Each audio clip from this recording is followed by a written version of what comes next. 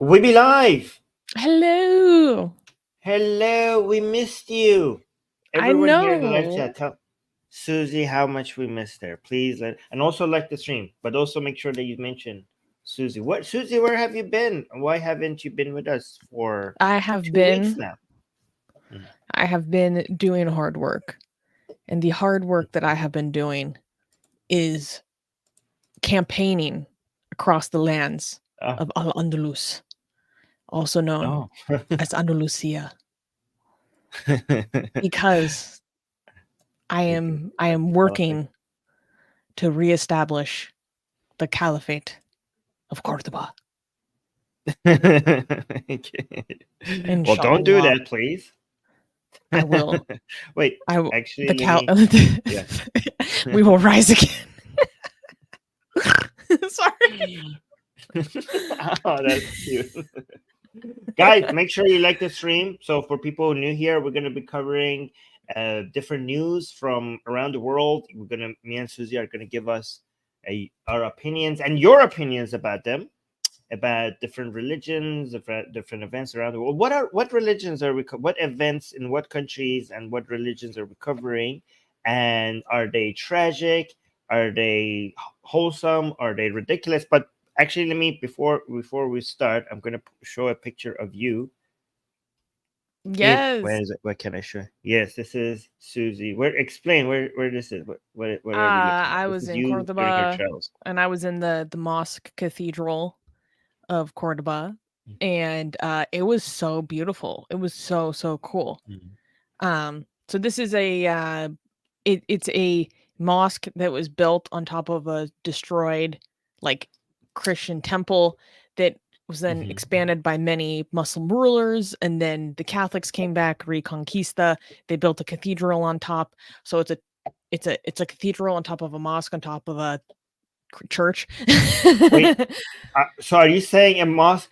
I thought you were against Islam. Are you saying that a mosque was beautiful? How dare you? Like, I guys, know. we're not. I know. You have to give. You're not anti-Islamic anymore. How could you ever say a mosque is beautiful while being God anti-Islamic? forbid I take my own personal feelings out of the history of a piece and enjoy the intense craftsmanship that went into building a historical monument. God forbid. Oh, by the way, we have before you tell us about the news that we're covering, should we do the super chat? No, actually, tell us the kind of news that we're covering, the religions, the countries, the tone, and then we'll go to the super chats, and then we'll we are heavily focused in Asia today, exclusive Asia content. Okay. Heavy focus on Southeast Asia. Okay, so we got India, Afghanistan, and Pakistan that we are covering. Then we shall move a little westward and talk about Iran. Oh, okay. Iran. We have Iran news. Oh, I see what little tour. A little tour along the Silk Road. I'm so stupid. I'm sorry. No, that's good. No, that was good. That was actually good. I don't know why you think that's stupid. That was perfect. I'm just feeling silly. I missed you guys for a week, and then I'm back, and I'm just spouting off. Okay. All right. So, dude, now that I see what the last news is, I'm going to try to find a very well done caricature that is describing that. While you do the super chats, I'm going to look for that. Okay, first of all, I also just want to give where was it? Credit to Zaid, because when I posted a picture of me in the Mosque Cathedral of Cordoba on Instagram, if you guys want to follow me on Instagram, link is in the description. When I posted my photos inside the Mosque Cathedral on Instagram, he texted me and he was like, "I see you're in Andalusia.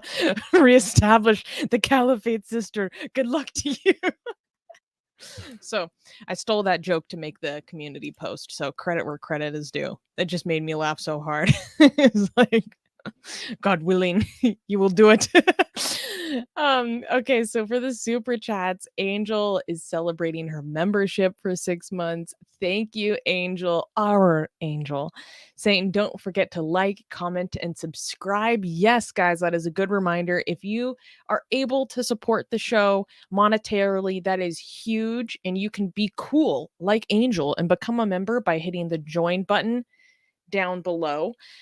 You get access to all of our members-only content and also the emojis. But if you cannot support Atheist Republic with monetary means, which you should not do if you are in financial distress, okay? Pay your debts, everyone. We want you to have financial freedom. Anyways, if you are not in that position, please, you can support us with nothing more than a few clicks of your finger by liking, commenting, and subscribing. We need to feed the algorithm because what do we say, Armin? The only gods that we pray to are the YouTube algorithm gods. Wait, we need the skull. No, it's okay. Hamana. Basically. And I'm seeing a lot of people in the live chat confirming that they have liked the stream. So thank you everybody for doing that. Please keep doing that, and also mention to other people that you have liked, so they get encouraged to like the stream as well. Yes. And Angel also gave a $100 super chat, being a model member of our community with a extremely generous support, saying, hello, everyone. I hope everyone is enjoying their day. I hope you are too, Angel. It was funny, before the show started, Armin was like, Angel only gives $100 super chats when Susanna's here. I was like, eh. Yeah, it's because of Susie. It's the Susie effect. Bringing the big bucks. Sorry. And Erkin gave us a super chat. Thank you. Saying, hello, Armin, Susanna, all Arminists and Susannaists. Also realized Susanna is in a different setup from the usual. Yes, I am still traveling. Yes. I am still on my crusade, my holy jihad. I have not. You know they're the opposite of each other, right? The holy jihad. Well, exactly. I got to keep you guys on your toes. I go back and forth. Sometimes I'm like, a little Reconquista today. No. You're playing both sides? Okay. Yeah. You gotta. Okay. You gotta keep. I gotta keep you guys on your toes.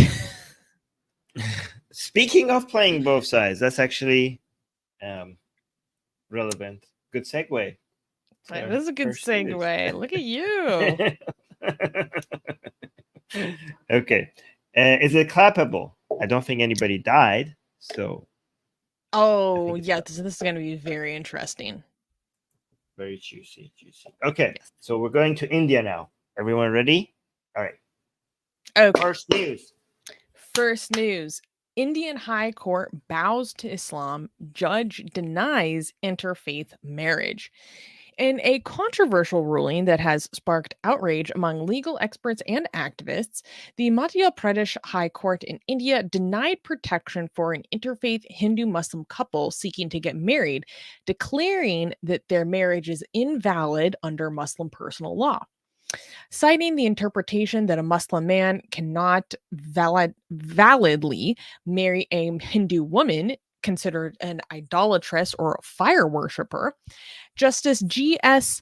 Aluwalia stated, quote, as per Mohammedan law, the marriage of a Muslim boy with a girl who is an idolatress or fire worshiper is not a valid marriage. Even if the marriage is registered under the Special Marriage Act, the marriage would no longer be a valid marriage and it would be considered an irregular or fasid marriage. The ruling directly contradicts the intent of India's Secular Special Marriage Act of 1954, which aims to enable interfaith unions, with critics arguing that the court's definition of prohibited relationship under the law is flawed and discriminatory towards non-Muslim partners. Okay. So people might be asking, like, why is this relevant? What are you guys even talking about? Like, why is this an issue? And why is this something of importance? And how is this giving supremacy to Islam?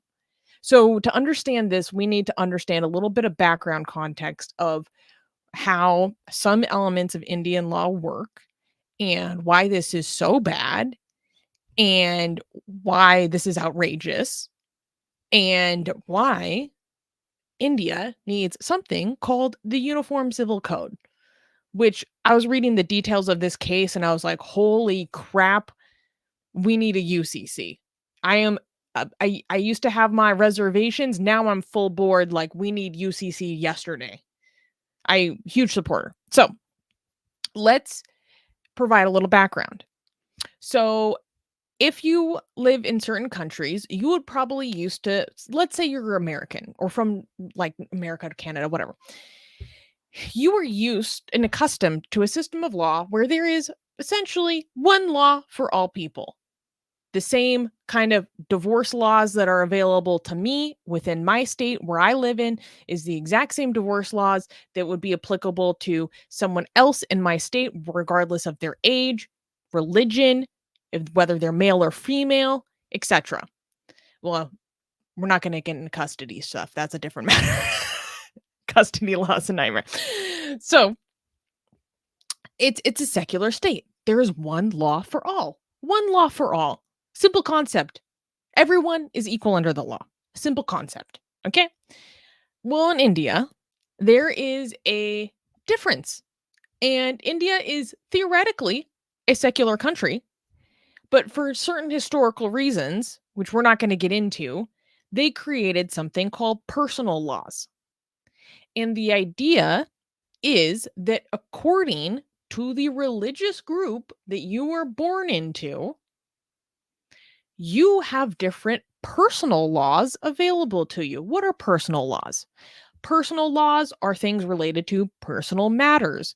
So this means things like divorce.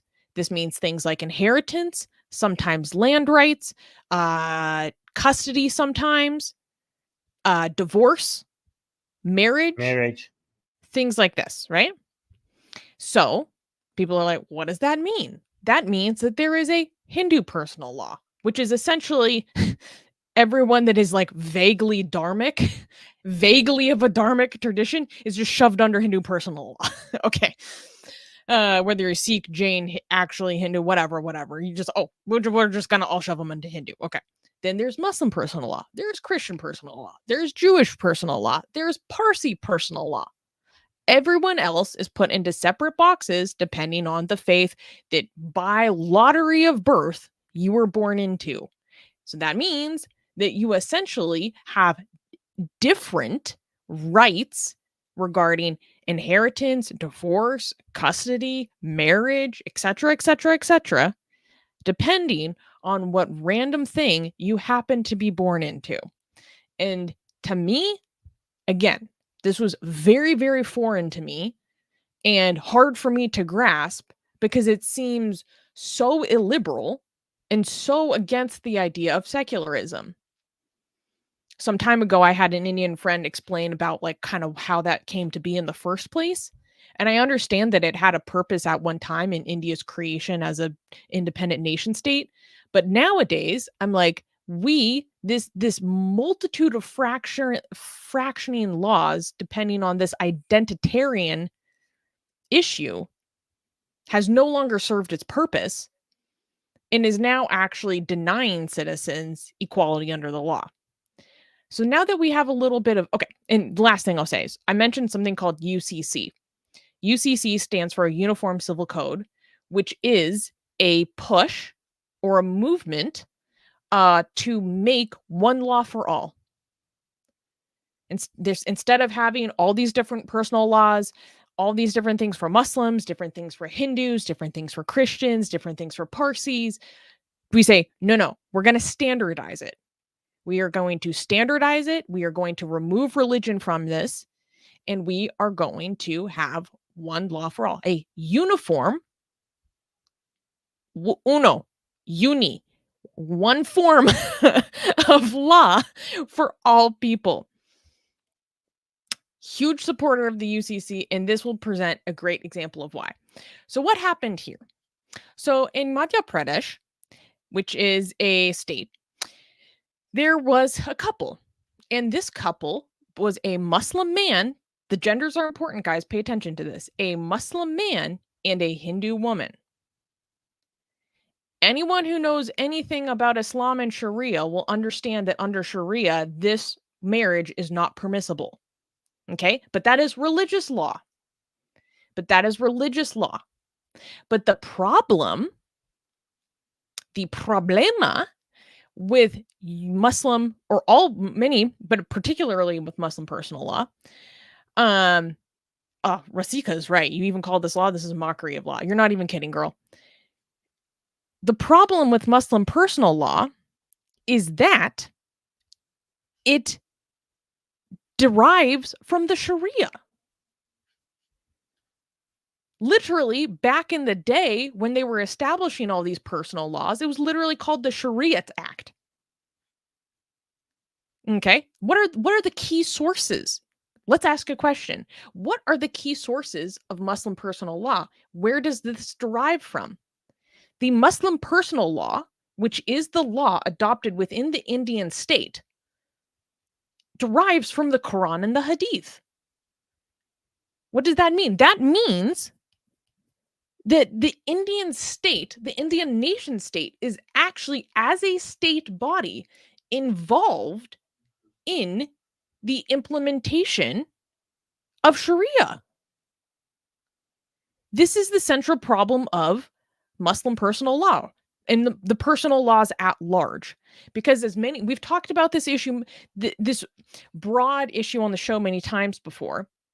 And when many of these cases go to court, what ends up happening? Religious texts are brought out, and then theological decisions are made by the judicial branch of the Indian government.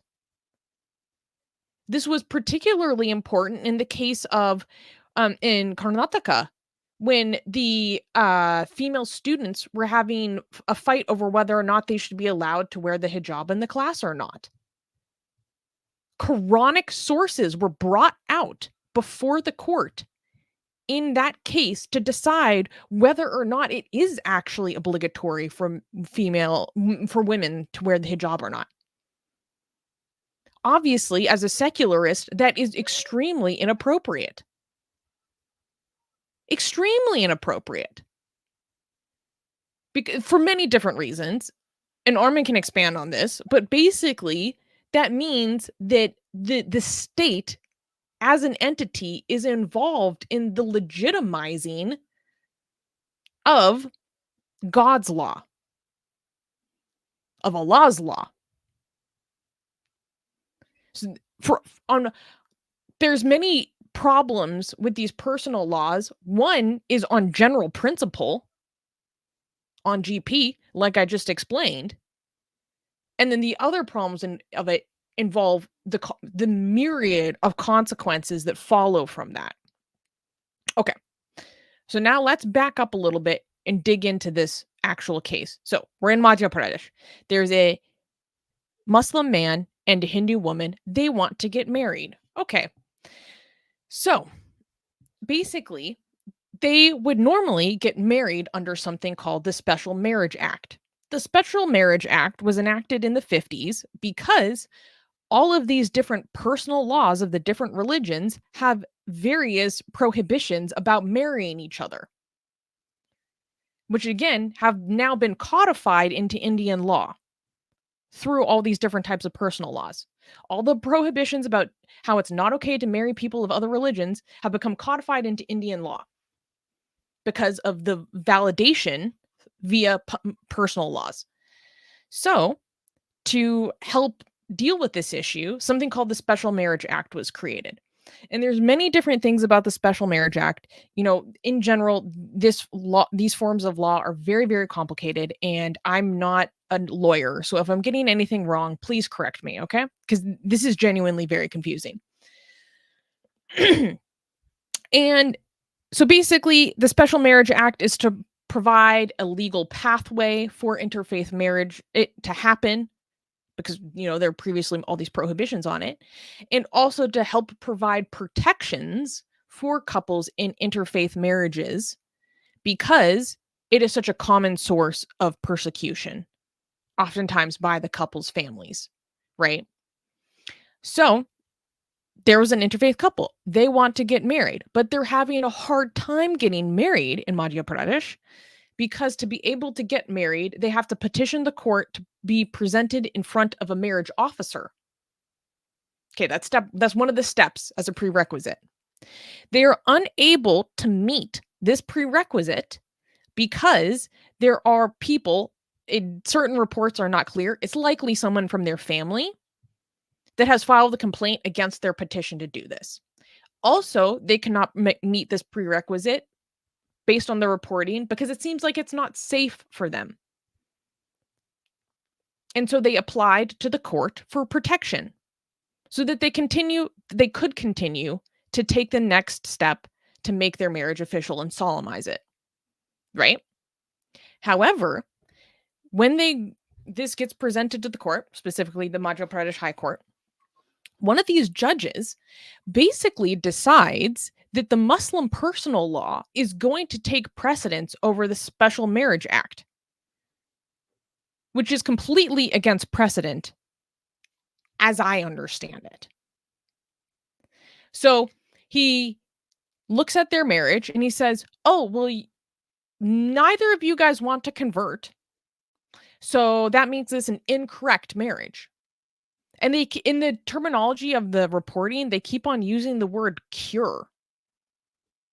They're like, oh, well, the cure for this is that she should convert to Islam. And then your marriage would be okay. But they're like, but we just want to get married. Like, we have no intention to prevent the other person from practicing their faith. Like, we are totally fine with the other person practicing a different religion. Like, that's fine with me. That's fine with me. And the court says, no, that's not okay. Because according to Muslim personal law, you as a man are forbidden. It is haram for you to marry a fire worshiper,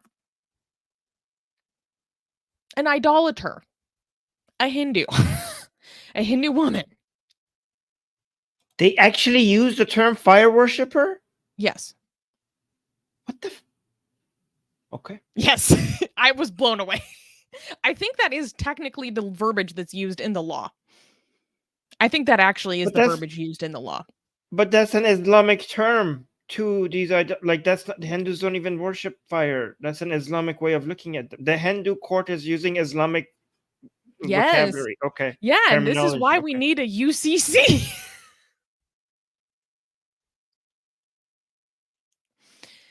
So basically, he's saying, oh, well, okay, here's a quote. Even if the marriage is registered under the Special Marriage Act, the marriage would no longer be a valid marriage, and it would be an irregular, a fasid, again, an Islamic term.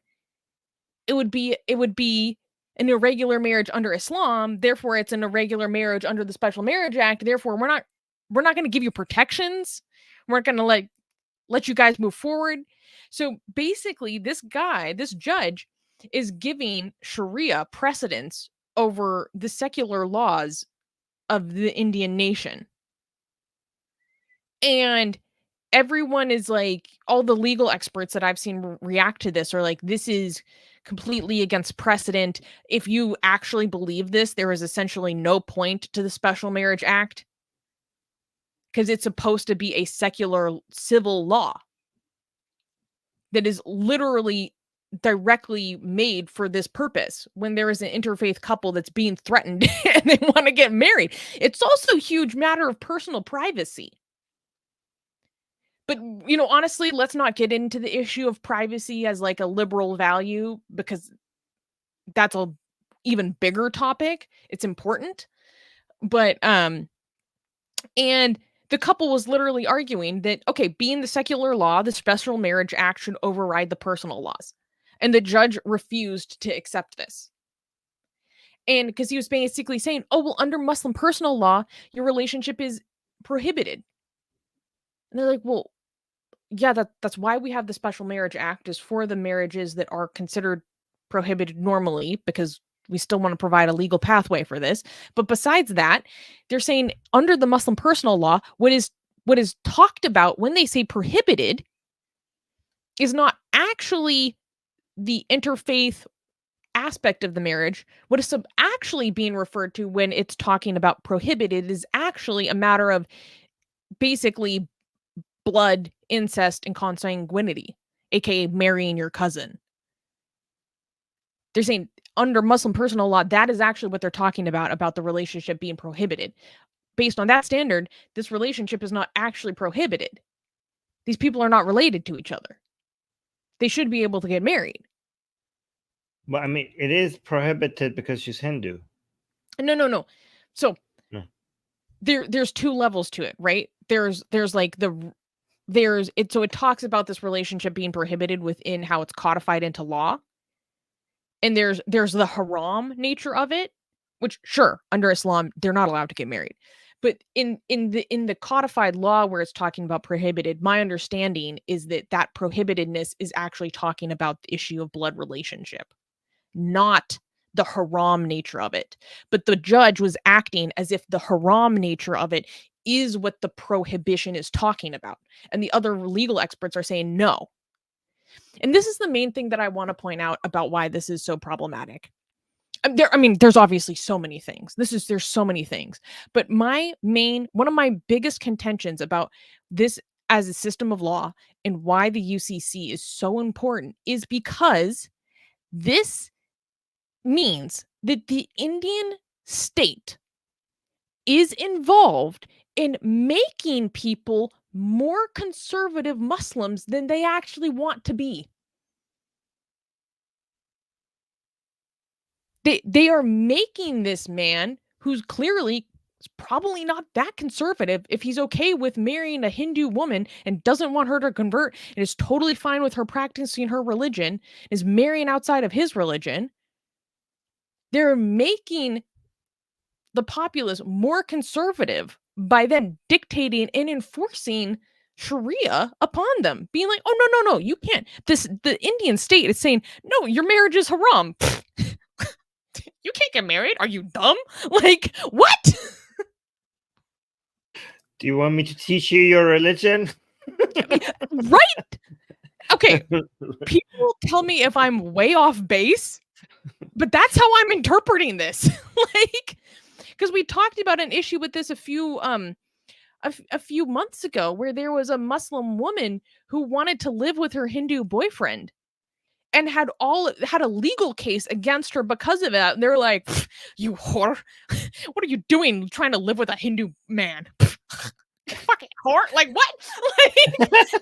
Like, why are you making this woman not date a Hindu if she wants to? Like, it's her decision about how she practices her faith. But they're validating some of the most conservative elements of Islam upon the population that maybe doesn't want to participate in it, because Sharia is codified into many aspects of personal law.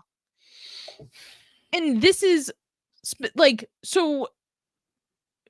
Muslim women have certain restrictions on them that other women frankly would not have, because they happen to be born into that family and have that registered on their cards or whatever within the law, whether or not they want it. Or you can go through the official process of the state of going through and recognizing a conversion, which is sometimes very dangerous for people, especially Muslims. Let's be honest. Like, it's a mess. It's a mess. UCC now. I need like a little sign. UCC now. Yes. This is something that we support the BJP for, as much as many criticism. Like, this is the only. I mean, I think the BJP is the only party pushing for the UCC, isn't it? I think this might be like the only thing I agree with the BJP on.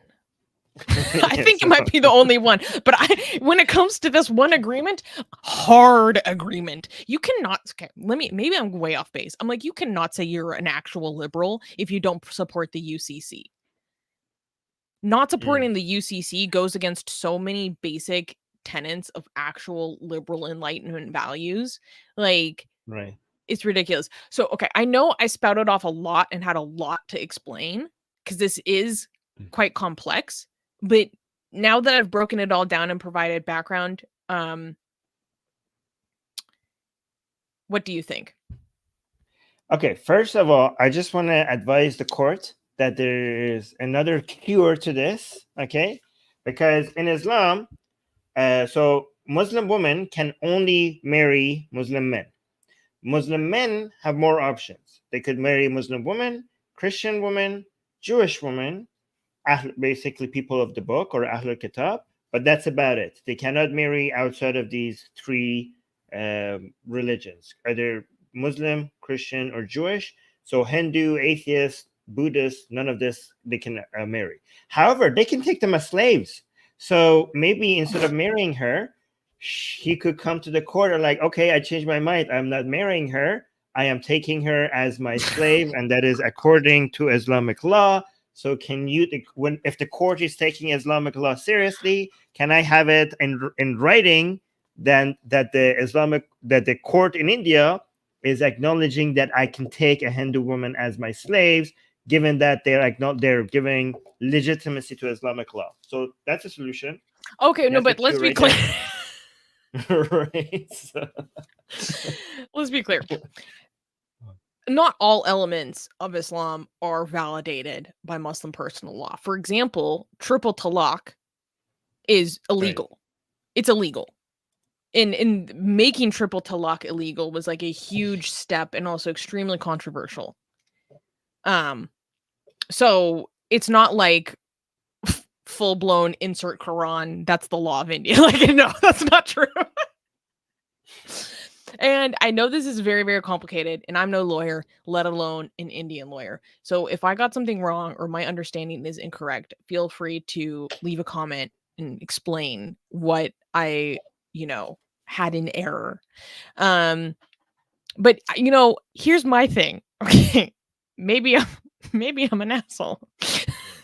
But if it's this fucking complicated, why not just make a UCC? Like, right. Okay, but okay. So nothing show. There are a few things that shows that your country's legal system is this backwards, as much as bringing up scripture in your highest court. Like what day and age are we living in? Like you're the highest legal authority of your country is opening religious scripture to come up with a opinion on something. Like, are you like this is an insult to India. Like, if you're an Indian citizen, you should feel insulted by your high court. Like, what are you doing? We want to be a modern country. Why is our highest court looking into scripture, into figuring out if something is okay or not? Like, is that the position? Like, is it that embarrassing? What does that do for our standing in the world?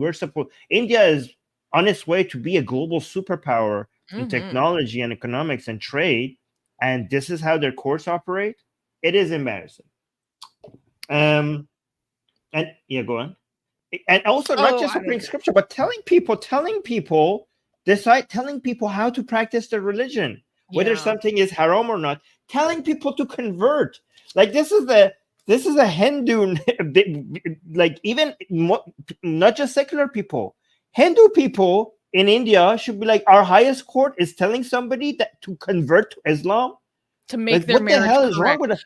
No, yeah, and people were pissed about that. People are pissed about that because there's already enough love jihad conspiracies to go around, but now it's the Madhya Pradesh High Court, like, being like, yeah, if you want to cure your marriage, I don't know, maybe become a Muslim girl. I don't know what to do. Like, what? And also fire, like, isn't that okay, first of all, the whole fire worshiper comment confuses me, because this is even more insane than Islam. Because so Muslims, when they came to Iran, when they were invading and killing and pillaging people, they're like, oh, look at these Zoroastrians. They have temples with fires in them. I'm going to call them fire worshippers, even though they don't worship the fire.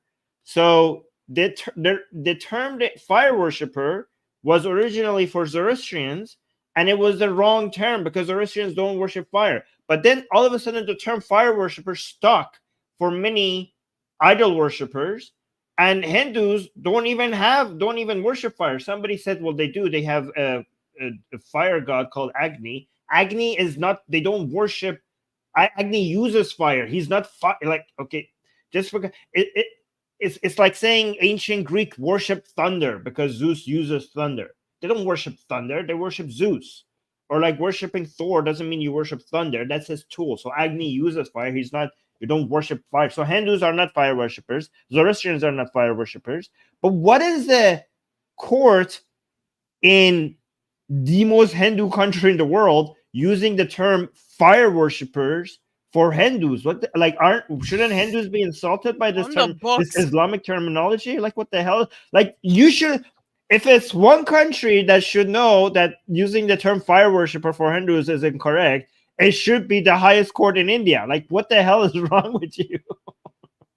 What is I don't know. I don't know what's happening here. I don't know. It's a mess. Also, I would just like to announce I am officially going mega. That is, make Agni great again, because Agni is an extremely underappreciated Hindu god. Agni needs to come back. Make Agni great again. He's cool. He's really cool. Yes, actually, he was part of the original Hindu, what is it called? The proto-Hindu. Yeah, no. What? Okay, I forgot because right now there are three main gods in Hinduism, but originally it was another three gods. Trinity. Which Shiva is. Oh yeah, the Trinity. Yes. So the current Trinity is Shiva, Vishnu, and Brahma. But the original Trinity was Agni, the proto version of Shiva. And what was the other guy's name? I forgot. The rain god. Guys, what Agni really was the other guy? Too. Yeah, the rain. I forgot the rain god. He's like the proto Zeus. He's like, well, he's not he's like Zeus and that guy share the same origin, but he's not a proto Zeus. But Agni, crap, he's so cool.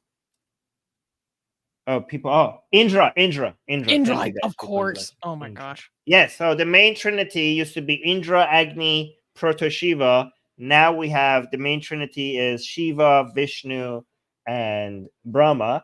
I actually prefer the original Trinity. Anyway, so yeah, Agni. Oh, I have a question for you. Isn't this kind of like borderline apartheid when you have different laws for different citizens? And it's kind of like apartheid because you have to be unlucky. If you are born a Muslim in India, more brutal, more unfavorable laws apply to you than if you're born into a Hindu family. Doesn't that kind of mean like India is currently a little bit apartheid-ish? We're given that's that such a loaded word. Like, I don't feel comfortable using that word because my understanding is that there are pathways out of it via official conversion. Right. No, I mean that's like apartheid. You cannot exit. It's simple. Right? You're right. But it's simple. I mean, that's why I'm saying apartheid-ish, because apartheid is different laws. Yes, just a little flavor. Yes, just a little bit. Just a little bit the taste of apartheid, because apartheid is basically the most simple way you could understand it is different laws for different citizens, and especially if some of these laws are more, brutal or more or less favorable to some citizens. So if you're unlucky enough to be born a Muslim, then more insane laws apply to you. So that is a little bit Muslim like women. Particularly Muslim exactly. Yeah. If you are a Muslim woman in India, more brutal Islamic laws apply to you than a Hindu woman. That is, to me, apartheid. Kind of apartheid-ish. And also, we have to criticize. This is now that we're talking about different laws for different communities based on religion. I would like to criticize Israel for the same thing as well. Israel has personal laws. I know where you're going with this. Yes, I was shocked when I went to Israel and I saw a Sharia court. I was like, my friends took me and they was like, we have Sharia courts in Israel, paid for by taxpayer money. Like Jews, atheists, Muslims, Jews, Christians, they all pay tax, and their tax money, some of it, Jewish taxpayer money, goes into paying for Sharia courts. There's Sharia court in Tel Aviv applying Islamic law. Like, what the hell is wrong? Like, that is something that one day needs to be fixed. I mean, India is actually ahead of Israel on this, because India is pushing for making all laws the same. Israel is not even attempting that right now. There is no serious push for removing this, personal law in Israel. In India, there is a push for that. So that is insane. This is one thing that I criticize Israel. A lot of people don't know that. A lot of people think Israel is so anti-Muslim or anti-Islam. And I'm like, guys, they actually have Sharia courts funded by taxpayer money in Tel Aviv. So yeah, that's a good thing, but just want to remind people of that. Yeah, and this is why we say one law for all, everyone, one law for all. Because as atheists, but even more importantly than being atheist, as secularists, we do not believe in putting primacy of God's law over the nation state's law. Yes. I So think that, if Israel, every nation, every state, every government should get out of religion, okay, and no government should be putting its weight of its legal system behind any revelation or scripture or anything like that. It's not your business. This is people's. This is disagreements over religion or ideology is the people's business. It shouldn't be the government's business, obviously. I mean, we have figured this out since like the Age of Enlightenment. We're way past that. I mean, come on, update already. Like, what's wrong? Why are we so behind on this? Mugiwara Luffy, what's wrong with the Sharia law for Muslims to settle dispute? Jews have that also for religious people. The problem is that the government itself is involved with enforcing this matter. Yeah. It transcends this is just what you do in your personal life, into the government is actually involved in regulating this. That's our key problem. Although I also have an issue with, the religious courts outside of that, because that's keep this comment. A short answer to this is that it violates two key principles that comes from the Age of Enlightenment. That when it comes to liberal values, these are values that have proven to make countries better, make societies progress faster. And this violates two of those principles. One, secularism, which separates religion from government and from the law. Two, equality under the law. Equality under the law. These are the two principles that this violates. Jean is also saying, I have to be honest, Israeli Sharia law helped a lot in keeping our Muslim population not radicalized, but in principle, I agree. And this is what people have said about kind of the original foundations of how personal law came to be in India, right. Especially in the context of partition of the Indian subcontinent, and, the work of Jinnah. But what was I going to say? Oh, and then many of my other Indian friends, again, this is just what people tell me, say that this is also why actually implementing UCC right now is just not going to happen. Like, I have friends that are like full-blown Indian liberals, and they're like, are you kidding me? If the UCC was actually implemented, like, cities would burn.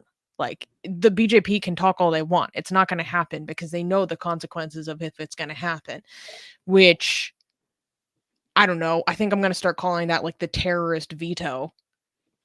Which is essentially we veto what you get to do upon threat of violence and destruction. Yes. So that's what people tell me. People tell me if I'm way off base. So just to respond to what you just said and what Jean is saying here, I understand that terrorists, and violent and radical people sometimes are successful in not letting your country progress, right?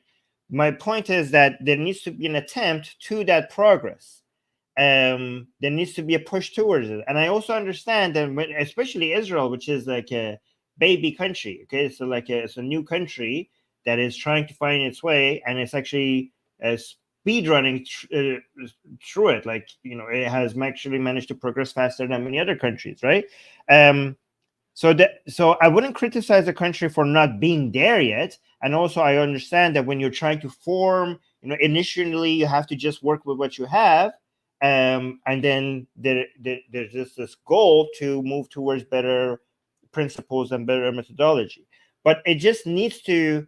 I would criticize a country for not even having that push towards there. You know, so if you're pushing towards it and it takes long, and there is a lot of things in your, you know, barriers in your way that you have to deal with, I understand that, and I won't criticize you for not being there yet. But the reason why I congratulate India on this is I congratulate India because there is at least a major attempt in that direction, and it might take I don't know how many years, but India is actually moving, pushing for getting there.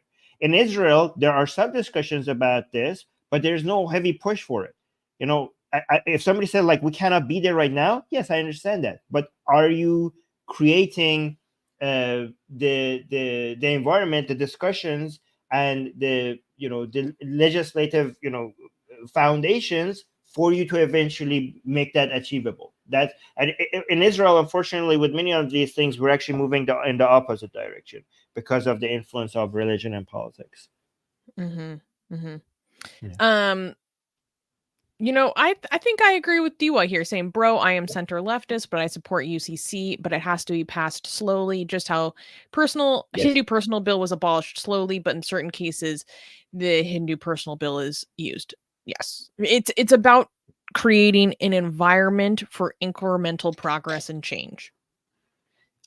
I'm not going to be one of these people because I'm not a progressive. Well, what an American would call a capital P progressive, which apparently their entire idea of social change is to just burn everything down and see what happens when there's a vacuum.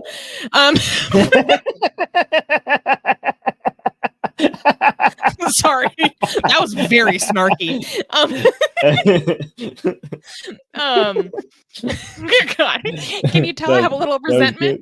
But basically, they're just like, oh my God, institutions are fundamentally evil and against everything that is good and fundamentally bad and white supremacist, and the only solution is to burn everything down and then we will be liberated.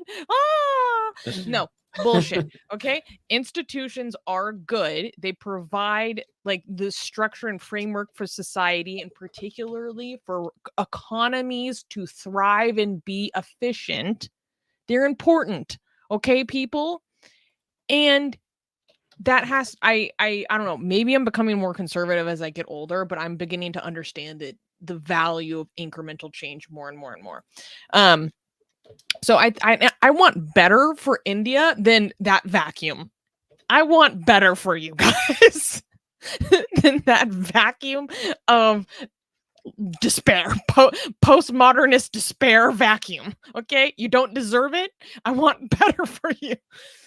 But we need a UCC overall. Anyways, enough of my BS. Let's go to the super chats. Erican gave a super chat saying India needs a uniform civil code so badly. It seems, as a libertarian sympathizing person like myself, I'm always going to be in favor of simplifying the law. And it just seems like it would make leaps and bounds towards simplifying the law. Gasian American said, thank you for the super chat, Gasian. Who made the yin yang Hindu Islam graphic? Our graphic designer either made this asset himself or found it somewhere. Erican gave another super chat. Thank you, my friend. Saying after adopting the UCC, they should do a precedent reset, importing precedents from Brazil. Okay, well, I don't know why Brazil is being brought into this.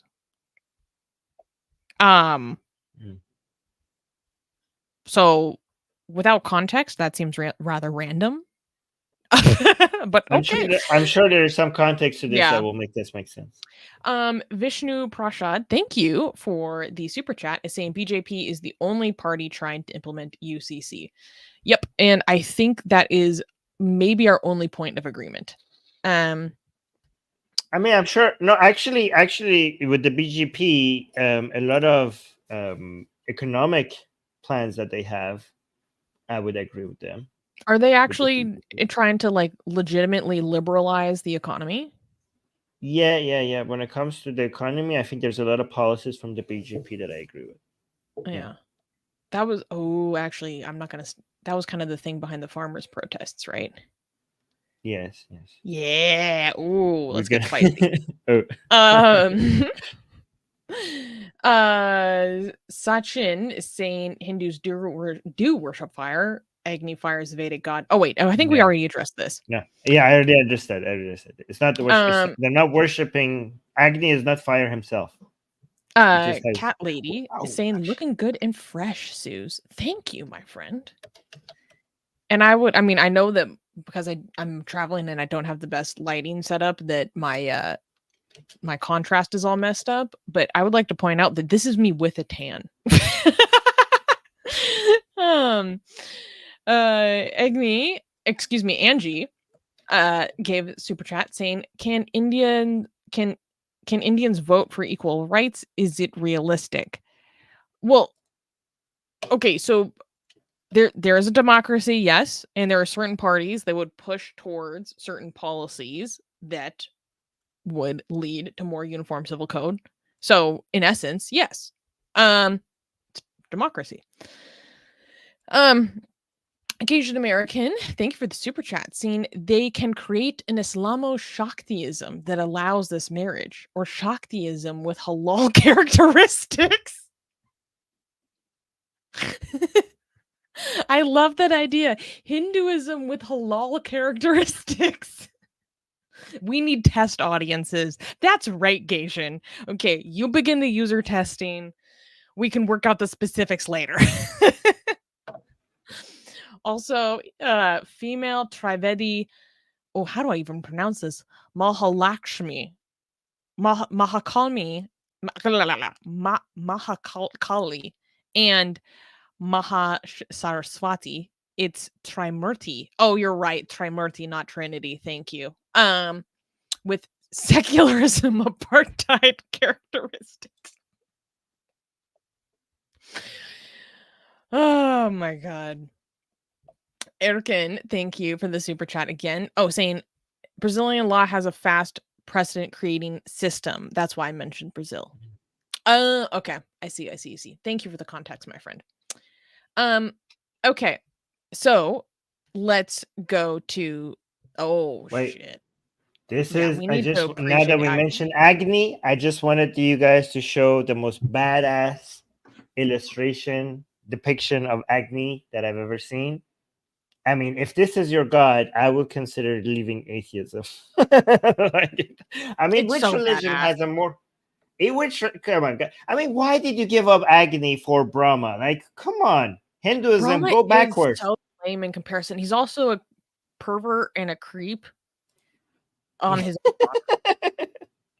Yes, Hinduism. Can you go a couple of thousand years backwards and bring Agni back? Make Agni great again. Look at this. Look at this. Which make religion Agni great again. make Agni great again? Which religion has a more badass god than this? Yeah. Look at the. Oh my god! Look The at that demons in fire. Tibetan Buddhism are pretty freaking badass too. They might give Agni a run for his money. But can you pull up some pictures of Indra? Oh, Indra. Indra is not as badass He's still pretty cool. as Agni. Here is Indra a is basically oh, go ahead. India's Zeus. No, actually, let's change that. Okay, Zeus is Greece's Indra, because yeah, Indra is like not interesting. I don't know why. It's basically like an Indian guy that is holding thunder or something. Let's go. Like, let's just go with Agni. Okay, fine. I have a good depiction of Indra. Is Indra usually on an elephant? Yeah. Yes, he is. Okay, let me copy. Is it an elephant because of like the sound of thunder? I don't know. I'm making stuff up. You know, like the stomping. This is what I have. Oh, This is hell okay. yeah. Yeah. I mean, it's better than Vishnu. So yeah, Indra, Agni are cooler than Vishnu and Brahma. Yeah. Why did they upgrade? Why did Hinduism upgrade? Like it was already pretty badass. Is it like when you get a forced upgrade on your phone and it's like the user interface is worse than before? You're like, God damn it, can I go backwards? Yeah, that's good. That's what happened. Oh, we got another super chat called, I don't know how to pronounce this, but thank you for the super chat, Vindrni. The West opposes BJP on the UCC as anti-Muslim. It seems hypocritical as the West has one law in their own countries. And here's the thing, moment of transparency and a moment of hashtag growth, because we love growth on this channel and we love admitting when we were wrong. I used to be one of these people because I didn't understand. And then I did some more learning and I was like, wait, I'm being a complete hypocrite against my own values of secularism and equality under the law if I am basically opposing the UCC on the basis of, oh, you guys are being mean. What the fuck? Fuck your feelings. Fuck your feelings. We want equality under the law. Like, what? Yeah.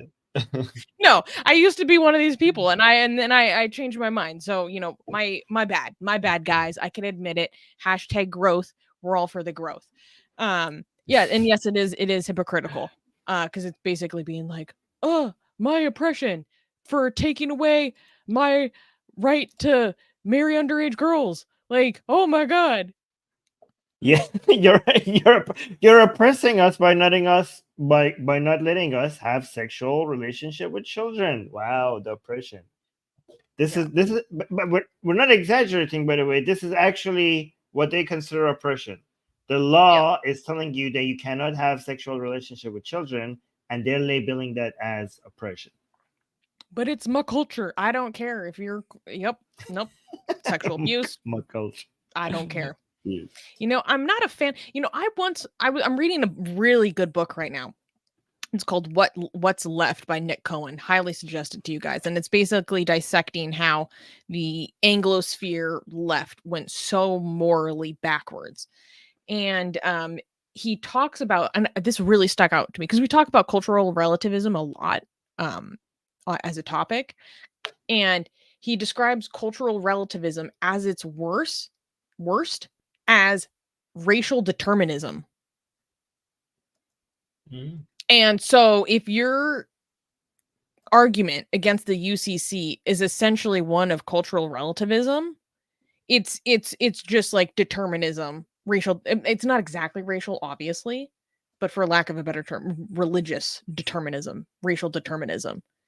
You're like, no, it's totally okay that these girls get to be treated completely differently because they're from a different religion. They're from a different race. No, fuck that. No, they deserve protection as much as any other citizen.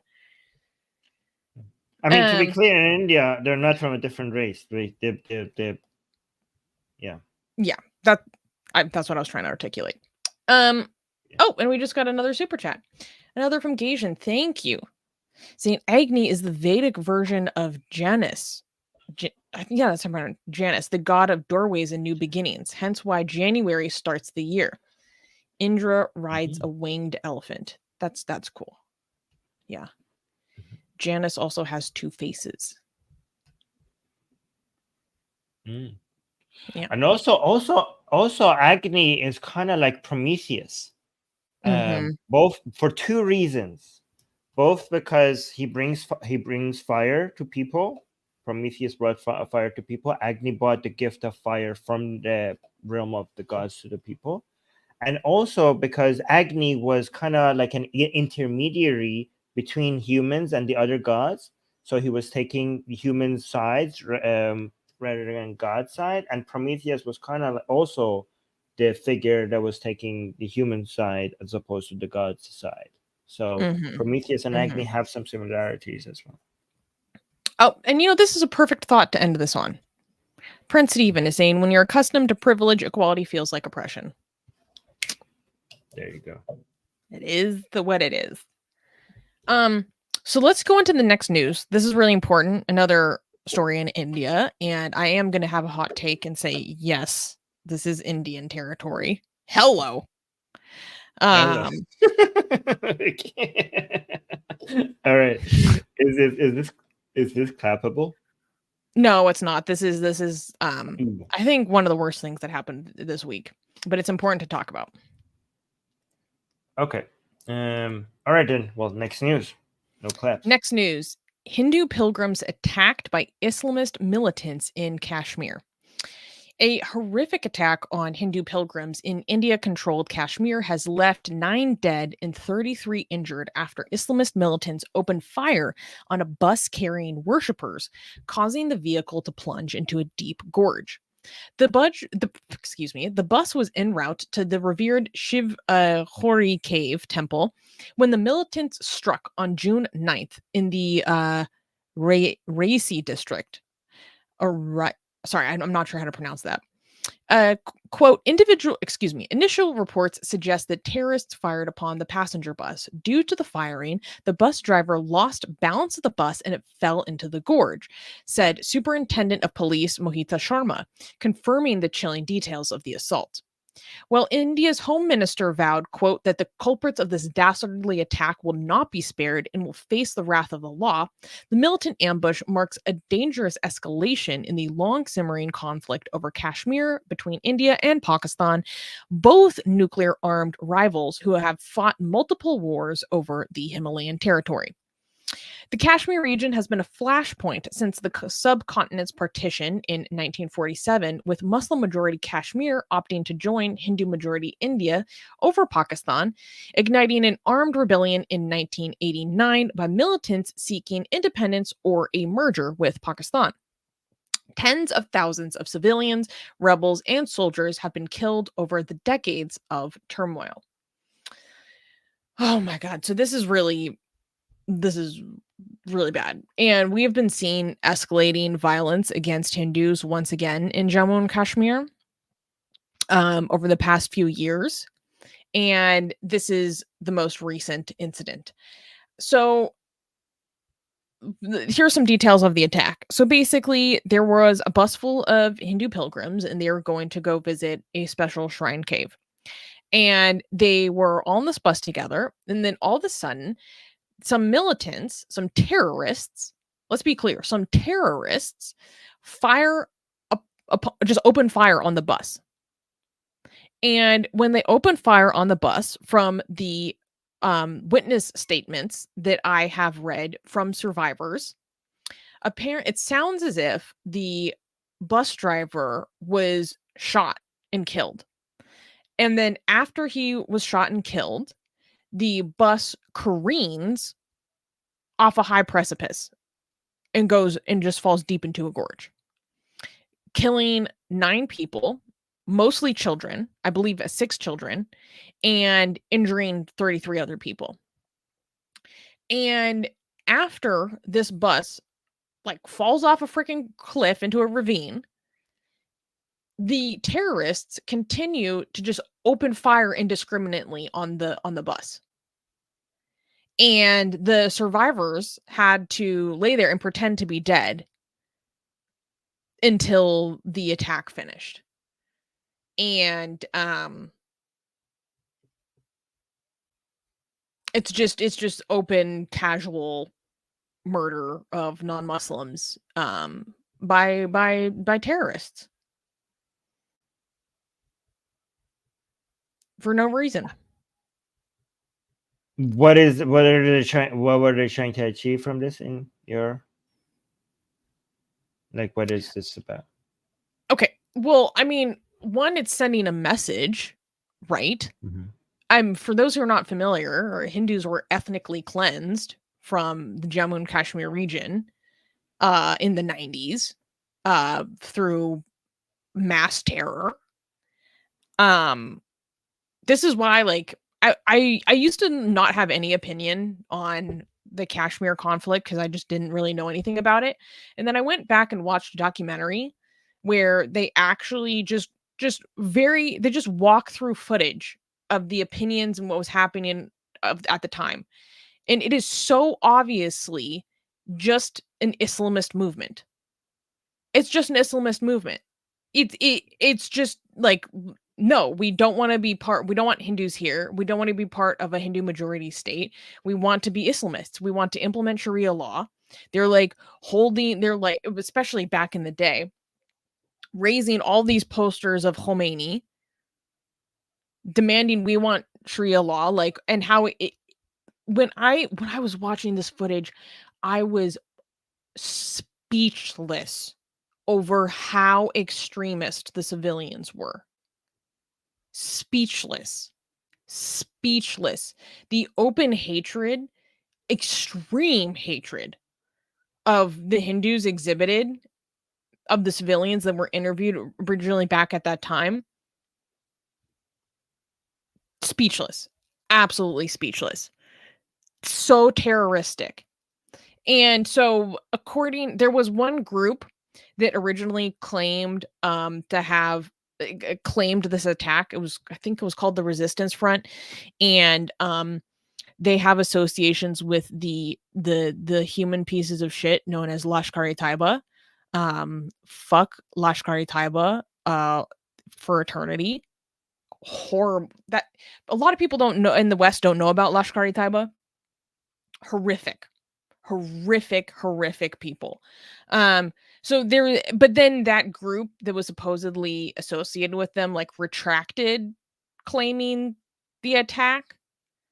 So a lot of the specifics and details and motivations are not entirely clear, except for the fact that it's just, hatred towards non-Muslims, particularly the idolaters and fire worshippers, quote unquote, that we were just talking about. But I thought this was an important story to cover, because a lot of people don't, I think, appreciate like the nature of this kind of violence. Yeah.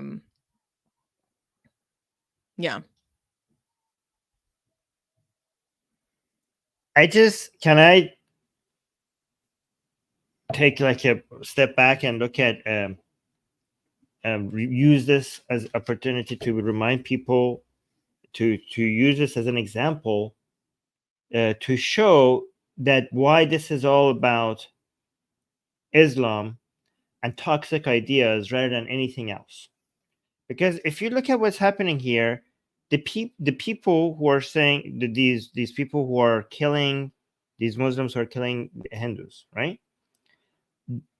This is a land where Islam is foreign to it. Islam did not come from India or Pakistan or from the subcontinent. Okay, these are the same people. So these are the people that most of their history had the same geography, they had the same history, they had the same culture, and they had the same ethnicity, and they had the same social hierarchy. So if you want to make this about anything else, these people for most of their history had all of those things the same. And then you invite Islam, and now they're killing the Muslims, are killing the Hindus for having different ideas. Like, there's no better demonstration of how toxic Islam is and how powerful bad ideas are. People who are trying to make this about other things like class, ethnicity, culture, different historical culture, all of that, they're the same people. But a toxic virus named Islam came to this land and convinced some of them that the other one are worthy of death. And now they're turning on them. There's nothing else that is different between these people. These people were Hindu. Their ancestors were Hindu. They just were convinced by a toxic Islamic ideology that they're different, and now they're shooting or coerced people. Back in the day. Let's be clear. Or coerced. Yes. So when people are trying to make this about race or geography or anything else, just remind them that India, just look at them, tell me that the people who are shooting and the people who were in the bus, what is the difference? Is it their ethnicity? Is it their geography? Is it their history? What is it? It's nothing. It's just Islam. It's just Islam. Yeah, and this is one of those instances where it's like, it's just so clear that Islamism is being used as a weapon to destabilize the superior country. Oh, I wonder where else we see that. Shocking.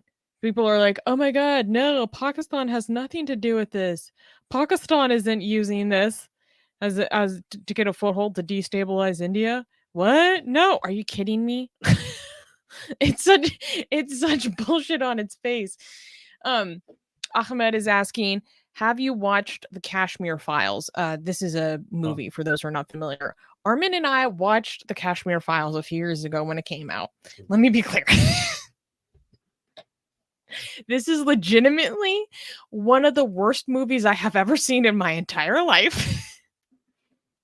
It was an insult to the victims of. It really was. It really Yeah. was. It really was. I was thinking about that today because it portrays the Kashmiri people as nothing more than literally like jello for knees, completely weak people that could it's like the men have no spine. Like it's crazy. But here's the thing. God, sorry, just remembering certain scenes from the movie just make me kind of laugh because it's so crazy and obscene. One thing that the movie does touch on is the idea that leftists are essentially brainwashing people to support free Kashmir on the basis of just lies about the movement and what it stood for. And to that end, they do have a point, because the exact same shit happens with the Islamists aligning with the leftists to spread lies about Israel and about what's the actual motivation and attitudes about what's going on in Palestine as a weapon against the Israeli state, all that stuff. There's some interesting parallels. So that kind of leftist angle is portrayed in a like such an exaggerated way in the movie, but I kind of see like what they were doing there. But that movie was insane. Can I show this picture of the child, like victim, on screen? Is that? Can I show that? I don't think so. I think it's better if you don't. It's really okay. sad. So I'm. No. Is it against YouTube policy to show? Because it's not violent. It just shows a child. I think it's probably better if you don't, just in case. Okay, so there's a picture of a child here, who was in the bus, who died as well on the ground.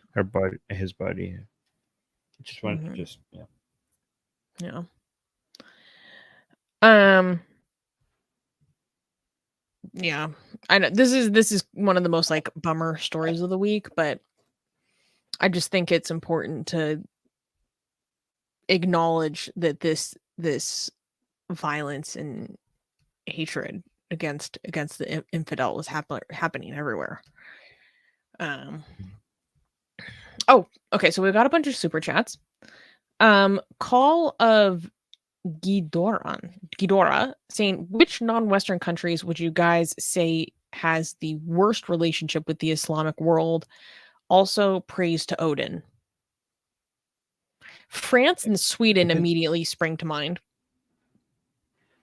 Iran and Israel comes to my mind. And I wouldn't say they have a bad relationship with Islamic world. I would say the Islamic world has a bad relationship with them. The Iranian people are being ruled by Islam, even though they're not Islamic. So I would consider that to be a bad relationship. And Israel is they said non-Western country. Non-Western, yeah. So Iran, I would say Iran and Israel. Yeah.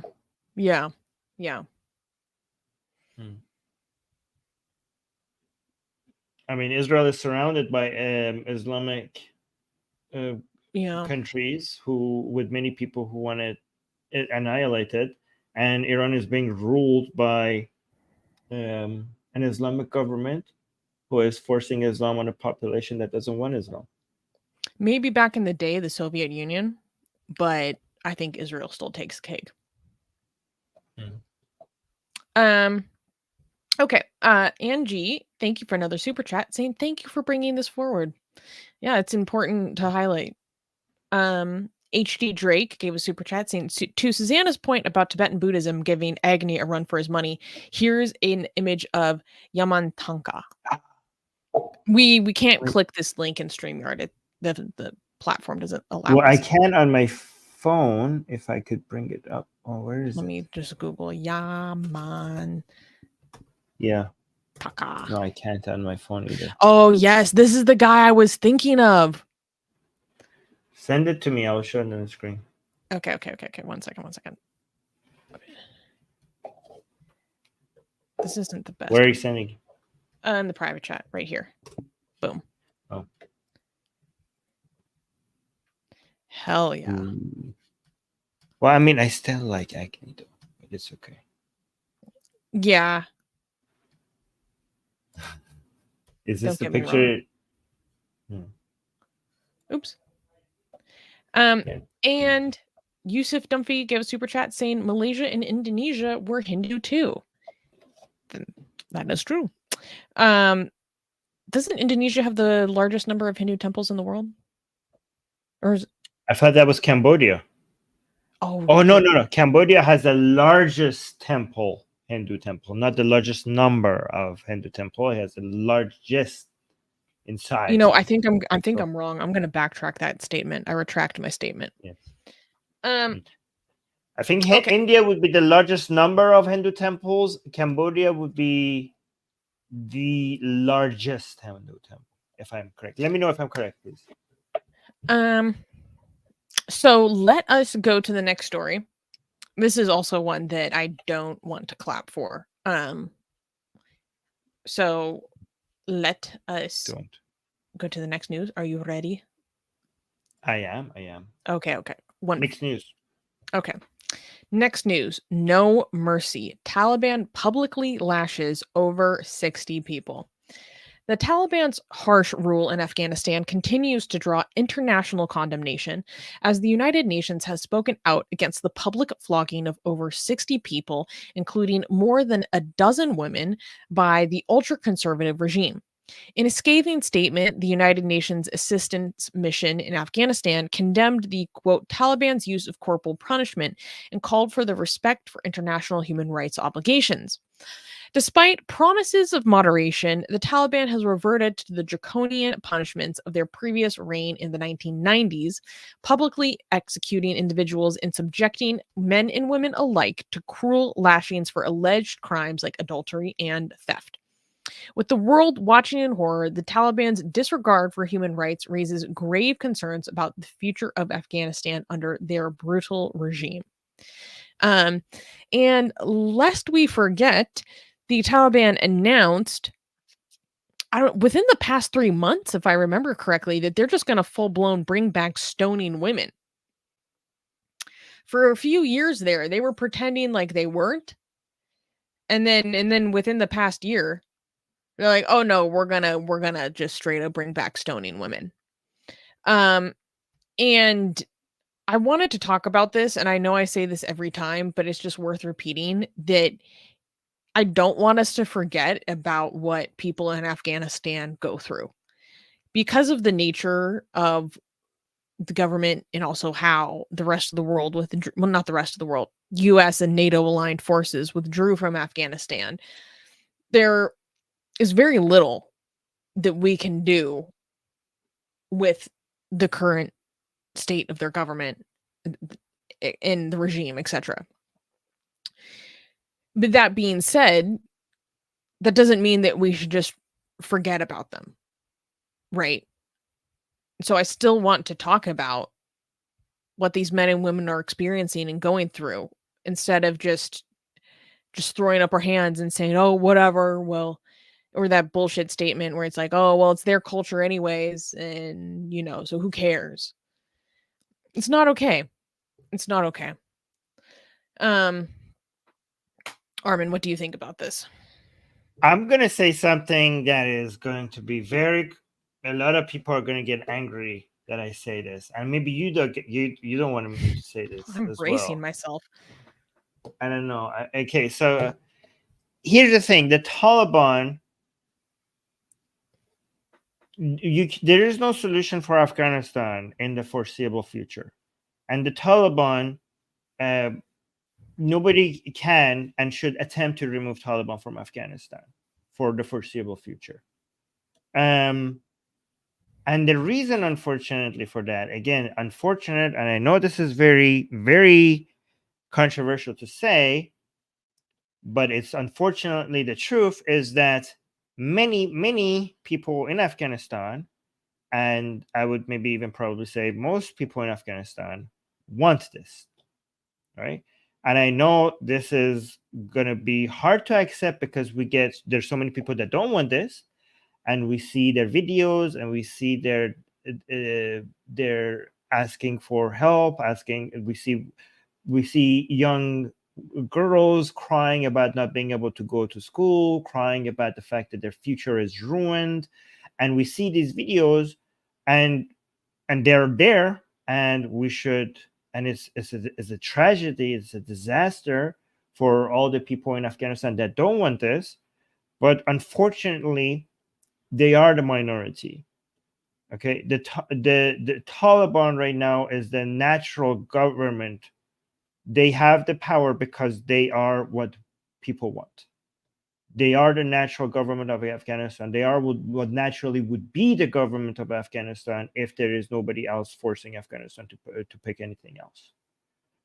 And I'm going to say something else that is going to get me into trouble even more, because I'm an Iranian, and me saying this is going to make a lot of people angry with me. The reason why the Islamic government in Iran is an unnatural government for Iranian people is because the Iranian people don't want Sharia law. Iranian people don't want an Islamic government. But the Taliban is the natural government of Afghanistan because the Afghani people want that. And that's mostly, not all of them. And that's the big difference right now between Iran and Afghanistan. And if you deny that, then you're going to be part of the problem, because then you're going to provide solutions that are not going to work. I didn't see anything to get mad at there. You didn't lie. Yeah. It's just it's a very bitter pill to swallow. It's a very bitter pill to swallow. But that's what all the evidence suggests. Like what Shami is saying, is it wrong that I have very little sympathy for the majority of the Afghan population, minus those who are working against them and desperate to get out? Because when it came to any census, they wanted Sharia, see the Pew Research Center. They were the highest percentage in the world. Here it is now in the pure 7th century form. Well, I mean, it's hard to have sympathy for people who choose values and methods that actually ends up ruining their lives. But we should try to have sympathy regardless. And I wouldn't blame you if you fail to have sympathy, because we're just human. But we should attempt to have sympathy even for people with bad ideas, because they're people, because they are having bad ideas doesn't make you deserving of misery. You know what I mean? Like, it's human nature to be fooled by such things. I would like us to have for anybody, for anything and anybody that is capable of suffering. I would like us to have sympathy for them when they are suffering, even if they brought them upon themselves. It's a hard ask, and I know it's sometimes impossible to do, but I think it's good. It's good to attempt to have sympathy for anything that could experience misery. Especially when you consider the extreme level of informational control that any child born in that region is subjected to. Yes, but again, sorry about this phone. Again, having sympathy, that doesn't mean that we should do anything here, because a lot of the solutions are impossible. the Taliban is, the hegemony of Taliban is the thing. If you want to do something, it has to be a lot more long term. It has to be based on education over the internet. Like, this is if you want to save Afghanistan, I think the current generation is a lost cause, right? If you want to save Afghanistan, you have to work for the future of Afghanistan, and you have to come up with long-term planning, and it has to be based on education, both based on skills and also cultural education, like setting the right values. So I think the future of Afghanistan, if we have a better future for Afghanistan, our investment has to be over the internet, over education with AI, and also satellite internet, education over the internet, investing in the children for the better future for Afghanistan, trying to get them out of this barbaric mindset that most Afghani people are inflicted by. We have to save the children that haven't even born yet. I don't even know if we have any hope for the current children. I'm talking about the generation that hasn't even been born yet. That's what I think that we should be working for. Also, another sign that this is the Taliban is the natural government of Afghanistan is that when the Taliban was just taking over one city after city, all the soldiers that were supposed to fight them just let them right through, because they understood that this country belongs, to Taliban. They understood that. They weren't resisting. So why would you go fight for a country where the citizens of that country are not fighting for it themselves? The soldiers, all the people who had the guns to be able to resist the Taliban, on those days where Taliban was taking city after city, they just stood down because they understood the force that is the Taliban. There was also this comment by Shami saying, "You're not wrong. I guess thinking about it further, I have sympathy for those little girls born into that world." I have seen so many videos of Afghan girls sobbing over how there is no greater punishment than being born female. Or I saw this, oh God, there was this one video of this girl who was crying about how animals have more rights than she does. She's like, the livestock are treated better than I am. Just having a breakdown. It's so heartbreaking. Can I just clarify something? And this is hard for me to say all of these things that I said, because I speak Persian, right? Because I'm from Iran, and a lot of people from Afghanistan speak Persian, right? And because my activism is in English and in Persian, and when it comes to atheist activism in Persian, there's Iranian atheist activists and there are Afghanistani Persian speaking atheist activists. So in my atheist activism in Persian, I come across a lot of people from Afghanistan that are atheist activists and secular activists. So I meet these people online, and in my activism, I know these people. So a lot of people might think like I'm denying the existence of these people, but I work with them, I see them, I consume their content. So, and they are inside Afghanistan. Like, I'm talking about people who are atheists and secular and liberal activists who are still in Afghanistan and while being ruled by Taliban. So I know that they're there, but I also know how stats work. I know that they are the minority. I'm not denying the existence of these brave warriors of Enlightenment values. I do know them. I know that they're there, but they are the minority, unfortunately. Yeah, thank you for acknowledging that, Armin. I think it'd be interesting for you to respond to this point from Luffy while I go to the bathroom. He's saying, "Silly point, Armin. The Arab world did not give up slavery because they wanted to. They did it because we forced them." How would you respond to that? Well, the Arab world was okay. So I don't know. This is not relevant to what I'm saying, because the Arab world, I'm talking about removing Taliban from Afghanistan. How is that comparable? the slavery was an international trade, and the global powers, they controlled international trade, and they were able to force countries into not selling and being involved in this international trade.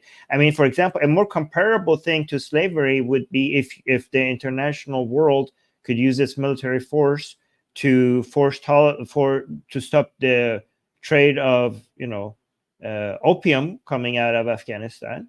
That would be a more relevant, that would be a more comparable example.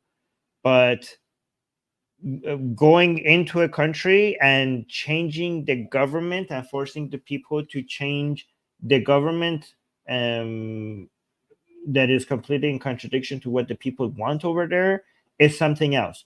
And if you want to actually give a, let me give if you want to respond, like push back against what I'm saying, I think a better example would be Japan, where United States, for example, defeated Japan, and they went in and they actually literally wrote their constitution for them, and they decided what their laws would be, and Japan is better for because of it. And also Germany after World War II. So your example is not a good example, but if you wanted to push back against me, that would be a better example, right? The problem with those examples is that the Japanese and Germans had cultures and beliefs that was wrong, but it was more receptible to what age of it was easier to go. Like the Japanese people, Islam is a much more more resistant to Islamic values. Like if you countries like, for example, like Afghanistan or Iraq, like Syria, in trying to force Enlightenment values upon the people there is a lot more difficult than doing that with, I don't know, Japan after World War II. It's a lot more difficult. It's a lot more contradictory. The people's values. I mean, you have a death cult. You have, like, Japanese. They had values that were bad and barbaric, and they're now a lot better now after World War II. But it wasn't so fundamentally the opposite of the goals of the other people of the earth for them not to be able to be receptive to Enlightenment values. But when it comes to Islamic values, it is so the opposite of what other people in the world are even trying to achieve. That's why just going there and changing the constitution is not going to, people are not going to accept that. Eventually, they're going to have an allergic response to it unless you change something fundamentally about the culture and the way people think there. That's the challenge. So that's one reason why it's not going to work in a country like Afghanistan.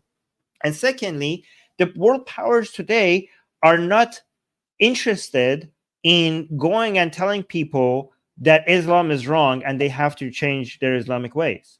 And that is, if you wanted to replicate something like what the Western powers after World War II did in Germany and in Japan, actually, that's what it takes. You cannot go tell people to, respect women, and not push back against Islam. Like United States, for example, had no problem pushing back against Nazism, had no problem pushing back against communism, had no pushback, had no problem pushing back against Japanese ideology during World War II. They were completely they went against those ideologies full force, no problem. The Japanese wrote a constitution. The Americans came and looked at it like, yeah, no, that's not gonna work. They threw it away and they just wrote it for them. And like, this is now your constitution. Your ideas are backwards. Your ideas are not going to work. Show me the world powers today that are going to go to Afghanistan and say, like, yeah, we're going to basically remove Islam from this land. Show me the appetite for that. Like, show me which world power is going to do that. Because if you do anything short of that, then it's not going to work. You're not going to be able to just introduce a constitution to Afghanistan and now everything is hunky-dory and now they're going to have better values. You have to go for the root, and the root is Islam, and no world power is going to come and say, like, take a position against a world religion like Islam. Mm-hmm. Also, tribal and clan structure. That's a different conversation. Yeah. Do we have any super chats? Oh, yes, we do. Kush Jindal gave a super chat saying, oh, so this is in regard to our geeking out in our last segment about Hindu gods, saying you guys should try Kali. And we have. We have tried. Yes. We have tried Kali in so many different ways that I'm not going to get into. Yeah, that is deep. That's not even deep. That is Atheist Republic lore. Yes. And I will let the longtime members explain to Kush Jindal the lore. Not only have we tried Kali, Kali has tried us, and she has been, and she's very happy. And we're nothing but appreciators of her divine sexiness. Yeah, nihilist antinatalist is saying, I miss the Kali drama days. That's when Susie was still new to Atheist Republic, and that was my baptism. My baptism by fire. Aye. The good old days. So let's go to the next news story about a very brave man. So we can clap because this person is just extremely brave. Nice. Okay, cool. Next news. Trying to open Pakistan's first gay club lands man in a mental hospital. In a daring move that has landed him in a psychiatric unit, an unnamed man in a deeply conservative Pakistani city of Abbottabad attempted to establish the nation's first gay club. The man filed an application stating the proposed, quote, Lorenzo Gay Club. I don't know about what that Italian name screams gay, but I'm here for it. Lorenzo. The Lorenzo Gay Club, which would be, quote, a great convenience and resource for many homosexual, bisexual, and even some heterosexual people residing in Abbottabad. Despite promises of no sex beyond kissing on the premises, the plan sparked outrage from religious and right-wing groups threatening arson and accusing the man of being a foreign agent. Quote, I have started the struggle for the rights of the most neglected community in Pakistan, and I will raise my voice at every forum, the man boldly declared before authorities had him committed to a psychiatric facility where his friends now fear for his safety in the backlash against his push for LGBT rights. So,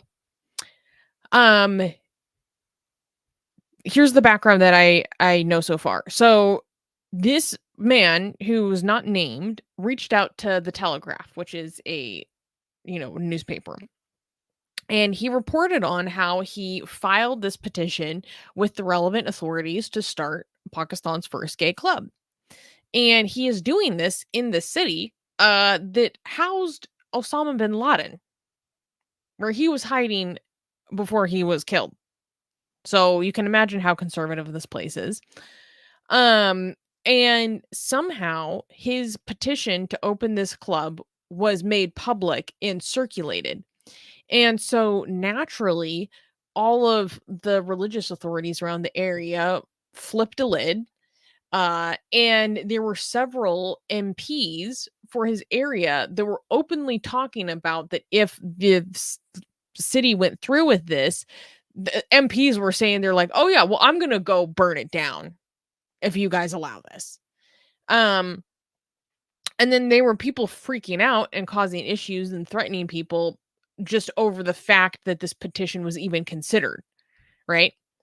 And so this man reached out to this newspaper to tell them about this. And then by the time the newspaper, the Telegraph, went to go to talk to him in person, they couldn't find him because he'd been sent to a mental facility. And so they were talking to his friends, and his friends were like, yeah, we're extremely worried about him. Like, who even knows what he is going through right now? Because in a situation like that, you're very vulnerable, right? And all for the act of being like, yeah, I want to set up a club we are going to make sure that no sex acts happen on this premises, because for those who are not aware, homosexual actions are completely illegal in Pakistan. So in the article, they were talking about how the man communicated to the telegraph that or the telegram. I keep on mixing it up. That they were literally going to post a sign that said no sex, like in the club. And to be honest, I mean, I don't okay. Here's the thing. I need to remember that not everywhere is San Francisco. Because in San Francisco, like I have seen men just doing sexual things straight up in public in the middle of a bar. Where I'm like, "Oh, what's happening over there? Is that guy fixing that other man's shoe? Oh, no, but he's under his kilt and it's oh, yep." So, I'm not gonna generalize that this is what happens at every gay community, because it's not. In San Francisco is on a different level, okay? Because I was gonna say that sign is warranted, no sex, ha ha ha.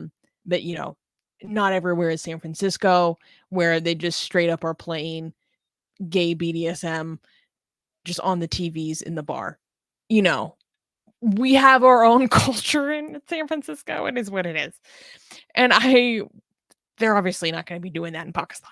So, anyways, just for simply filing this petition, this man was sent to a mental facility, and the Telegraph got a statement from him, and he was basically saying, I'm going to fight for this in every form that's available to me. I'm going to go through this in all the legal methods, and I hope that the Pakistani courts are more what's the word I'm looking for? Basically, that they listen to me more than the Indian courts, because India not struck down, but the Supreme Court did not validate gay marriage federally last year. I have to be honest, though, when he was like, "Oh yeah, I hope that the Pakistani courts will be nicer to me than the Indian courts," I'm like, huh? Are you okay? But yeah. So, Armin, what is your reaction to this? What do you think he was thinking? Like, Pakistan gay club, isn't that like the most risky thing you could possibly do? Like one of the most risky things you could possibly do in Pakistan? It's definitely up there. It's definitely up there. Obviously, like blasphemy related things Are would more. have to be at the top of the list.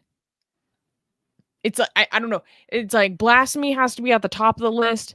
Ahmadi stuff is like definitely in the top 3.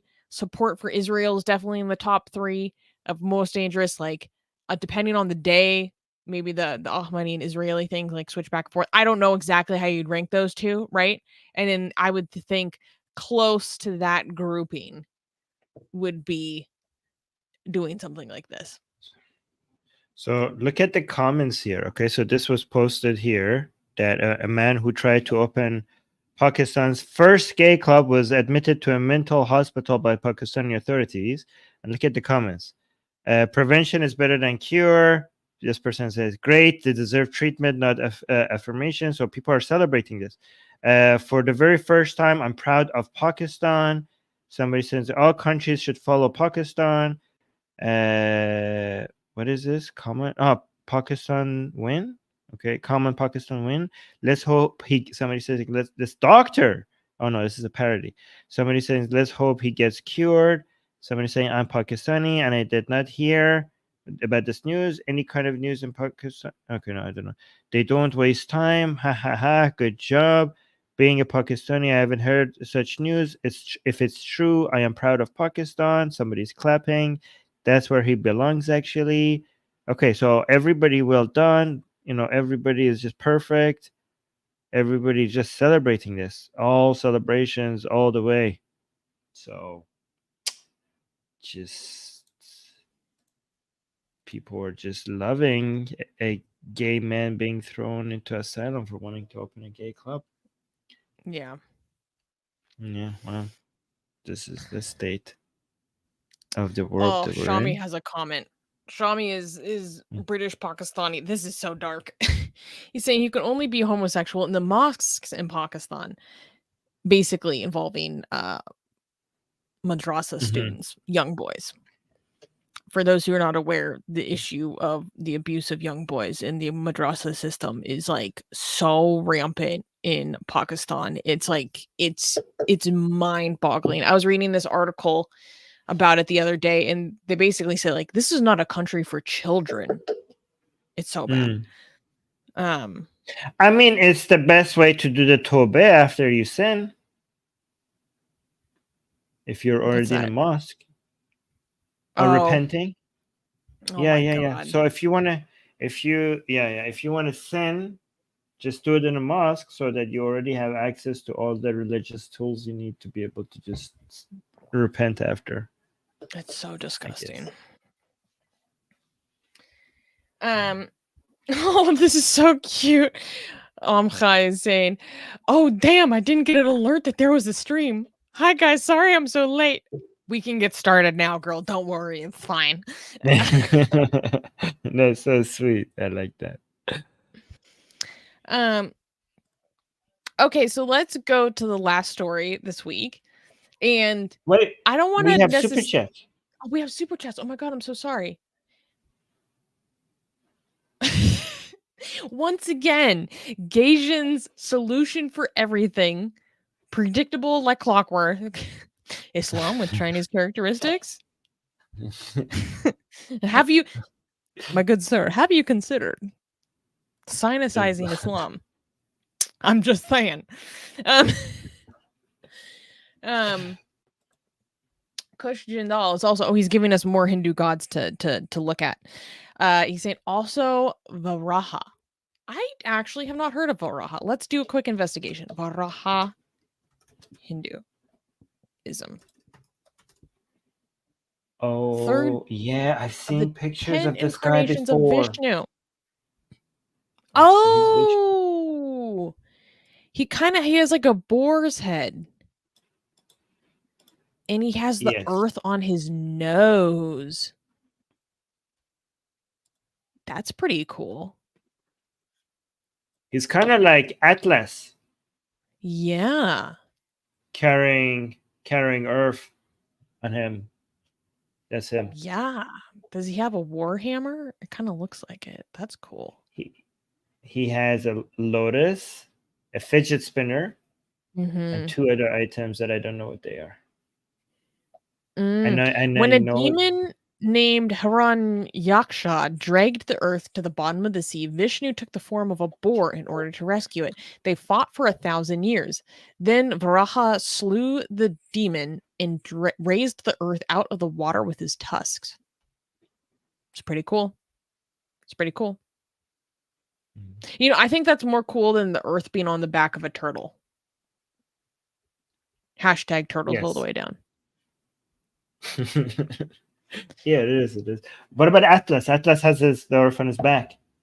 This is more badass, I think. Yeah, on horn. I think this is more badass. I'm gonna be honest. Yeah. It's such a cool visual. Being like,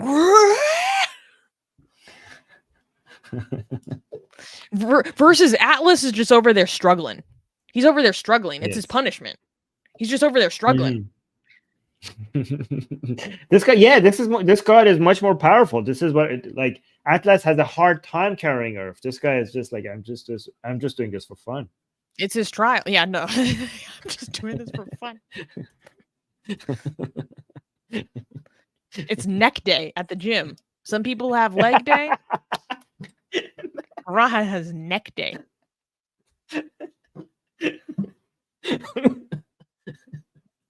22-inch neck, bro.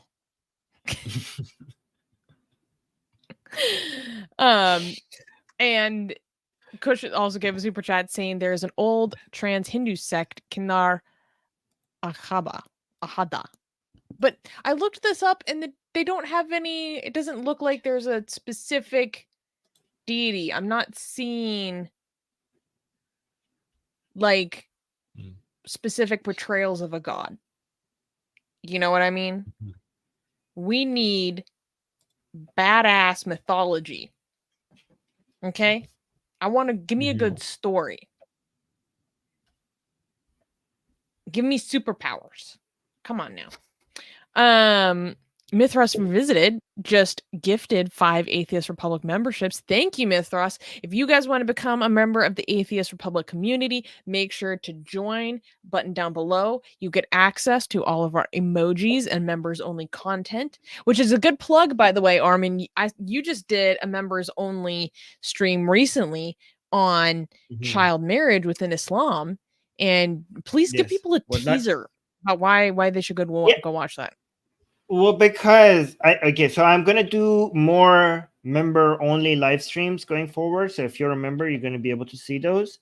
And the reason why I did that live stream is because most people think that child marriage in Islam comes only from the hadiths, referring to Muhammad's marriage with Aisha. There are very few people who know that actually the Quran endorses child marriage, but it's a little bit more, because it does it in 3 separate verses. A lot of people don't understand it. 3 different verses in 3 parts of the Quran. When you put them together, you realize that the Quran is endorsing child marriage. And I show that in that member-only live stream.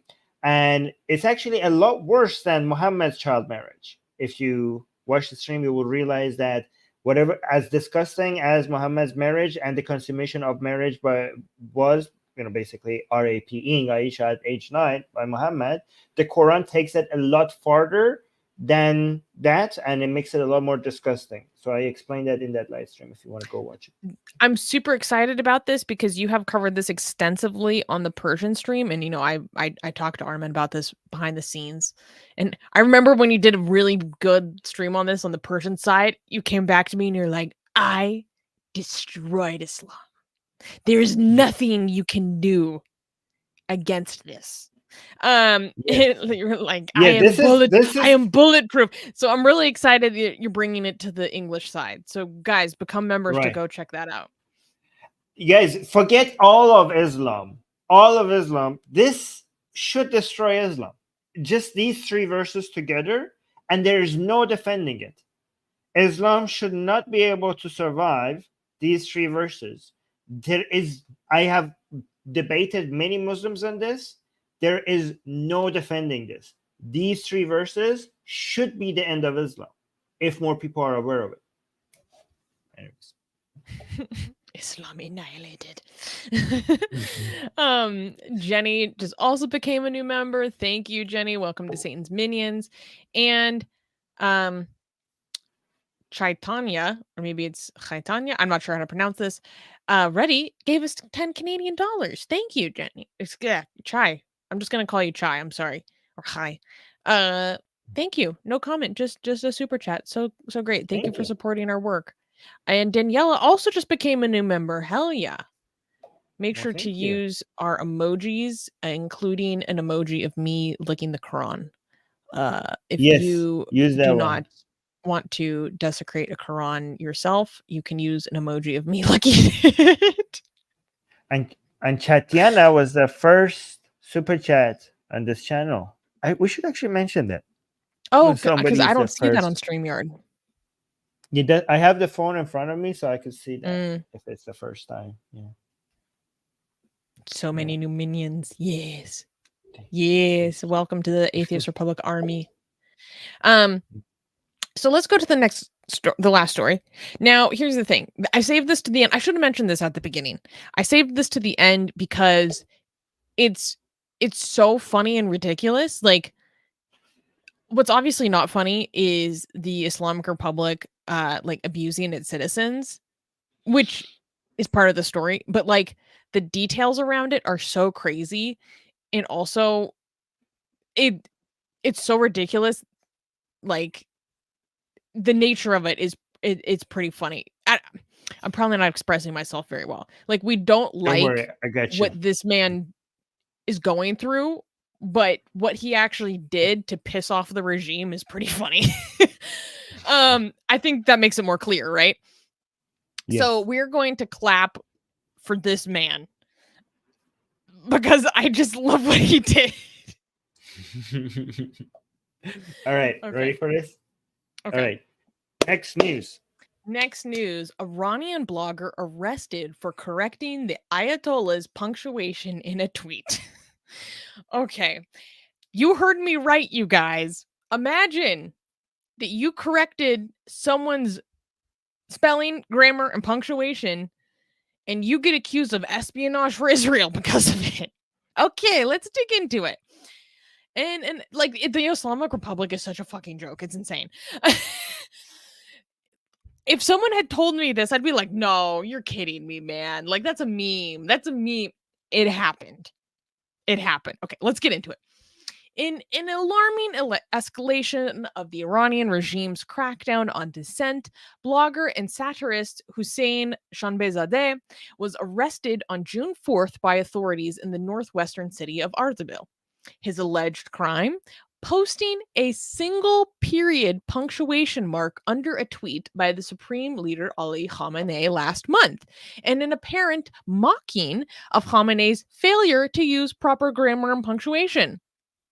Despite Shanbehzadeh's reputation for humorous social commentary under his real name, prosecutors accused him of the grave offense of spying for Israel's Mossad intelligence agency and insulting the Shia Muslim imams. Shanbehzadeh's family vehemently denies the unjustifiable charges, stating that he merely uses social media for satire. The blogger's innocuous period mark citation garnered over, the hashtag bearing his name garnered over 57,000 hashtag mentions, with supporters questioning what information did Hussein have access to that he could even spy on? Did he have missile or nuclear information? Why are you weaving nonsense? The regime's draconian overreaction underscores its willingness to concoct absurd pretexts to imprison those who dare to poke fun at Iran's, the Islamic Republic's, hypersensitive leadership. So, okay, let's back up and just make it simple. Ali Khamenei posted some stuff.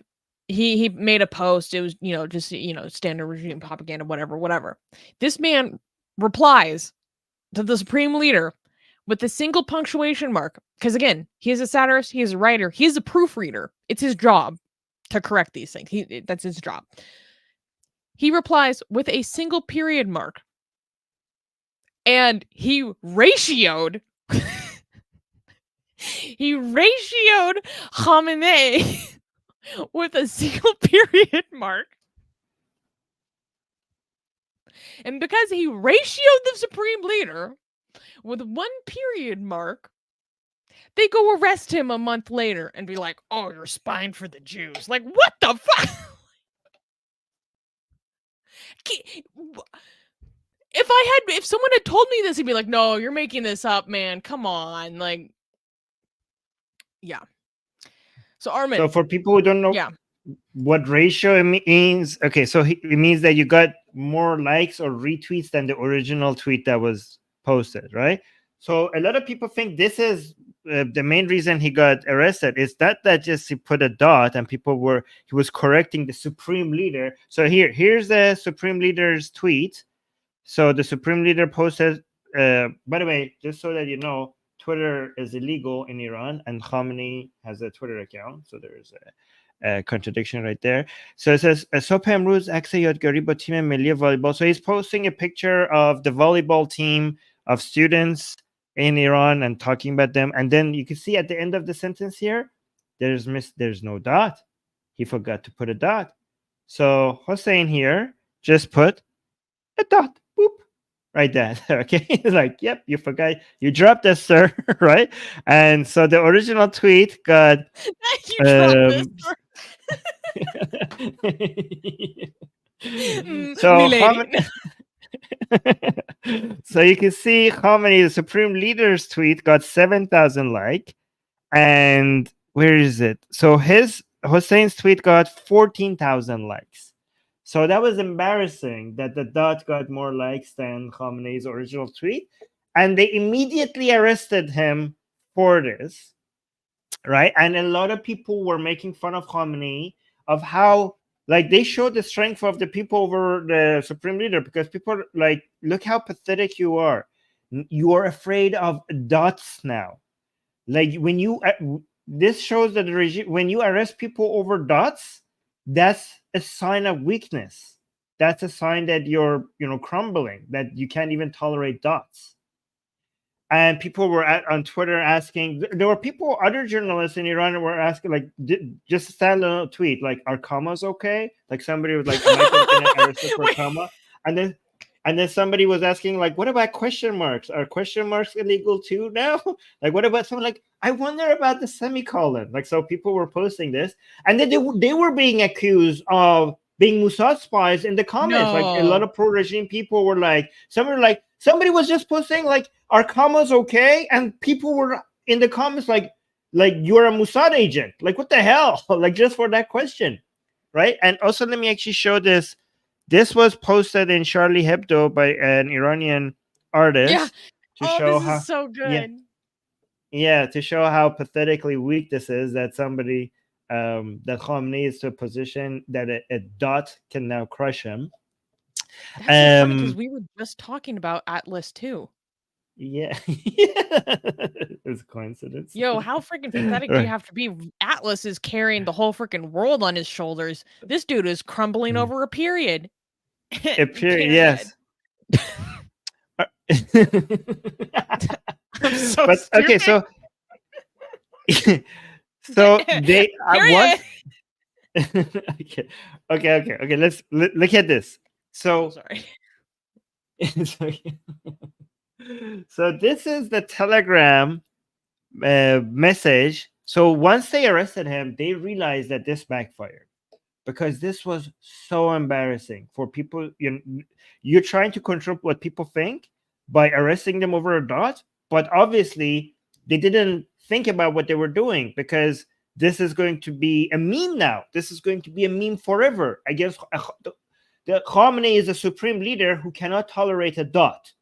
Like, this is the best. You just gave your enemies the best ammunition to insult you or to mock you, right? So as soon as that happened, they came out and they were like, oh, they found some tweets from him from a couple of months ago where he said a few things that were insulting to imams, to Shia imams, were considered insulting to Shia imams, right?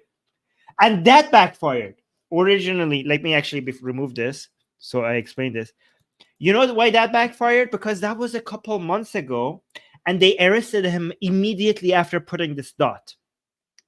So not only did that not explain why he was arrested, people were wondering, wait a minute, this means that Khamenei is actually more holy than the Shia imams. Oh, snap. Right? Because he said something kind of offensive about the holiest people in Shia Islam, and they ignored it. They didn't arrest him. But a dot under Khamenei's tweet got him arrested. So not only that excuse was not justifiable, because people are like, yeah, sure, why didn't you arrest him a couple of months ago, and now just a coincidence that you're arresting him now right after this dot? So it cannot be about that. But now that you mention it, why is insulting Khamenei with a dot more of a crime than your holiest figure in Islam? So he's even more holy than your holiest figures, apparently, now in Iran.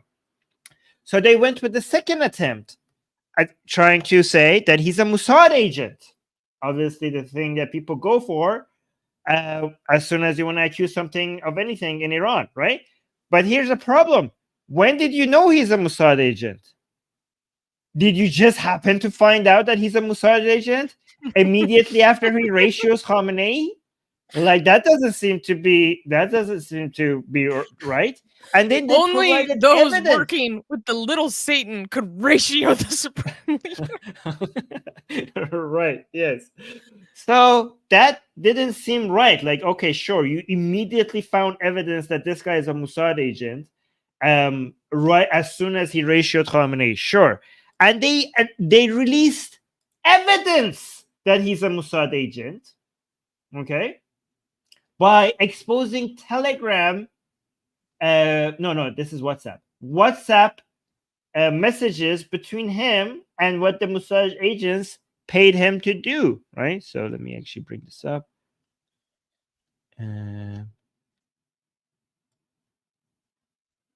Okay. Let's look at this. So it says, Salam azizam muntazirat budam. Let me actually make sure. Yes, here. That this is correct. Yes. Salam میخوای من به درآمد دائمی داشته باشی. So it says like, hi dear, I was waiting for you. This is apparently the Mossad agent. And then the Mossad agent saying like, do you want to have a consistent source of income? Okay. And then he responds, والا بستگی داره که چطور کسی از پول بدش نمیاد که منتها پول مفت هم وجود نداره همونطور که میدونی. Like of course, well it depends. Well, nobody hates money, but there's no such thing as free lunch. Like, what do you want me to do? And the Mossad agent says, قطعاً چیز زیادی نیست و برای تو هم سخت نیست. Like, of course, it's not something big that you're supposed to do, and it's going to be easy for you to do. And he responds, well, they go on. What am I supposed to do? And then the Mossad agent says, and I don't think there's anybody in our timeline that we trust as much as you. Like, you're the most trustworthy one that we could hire for this. And he says, like, that's from your kindness. What am I? So, and then the Mossad agent says, روزی 4 تا توییت برامون بنویس و ماهی 15 تا 20 تومن به صورت ارز دیجیتال میاد حسابه. Like, write 4 tweets for us every day, like tweets, anti-regime tweets every day, and we will send you cryptocurrency in return, right? So this is the back and forth that they showed that shows that he's a Mossad agent, right? The problem is that his messages, the way, this is not the way he talks, and also his keyboard is using the word yeah with 2 dots under it, right? And most Iranians' keyboards doesn't have yeah with 2 dots under it, because that's Arab, like that's how Arabic works, right? It's mostly religious Iranians or pro-regime Iranians who have keyboards with the yeah, like their phone keyboards where they're typing the yeah has 2 dots in it, because I don't know, they're writing Quran verses or hadiths. Or most Iranians, when they're typing Persian to each other, they're yes. If you go actually look at all his tweets and all his writings, the word yeah, the letter yeah doesn't have those 2 dots. But when you talk to religious Iranians, you see when they're typing, for some reason their letter yes has that 2 dots under it. So this is something that they wrote themselves. This is not something that he wrote. So it's kind of obvious that this is not a man that has those letters on his Persian keyboard, right? Between the lines.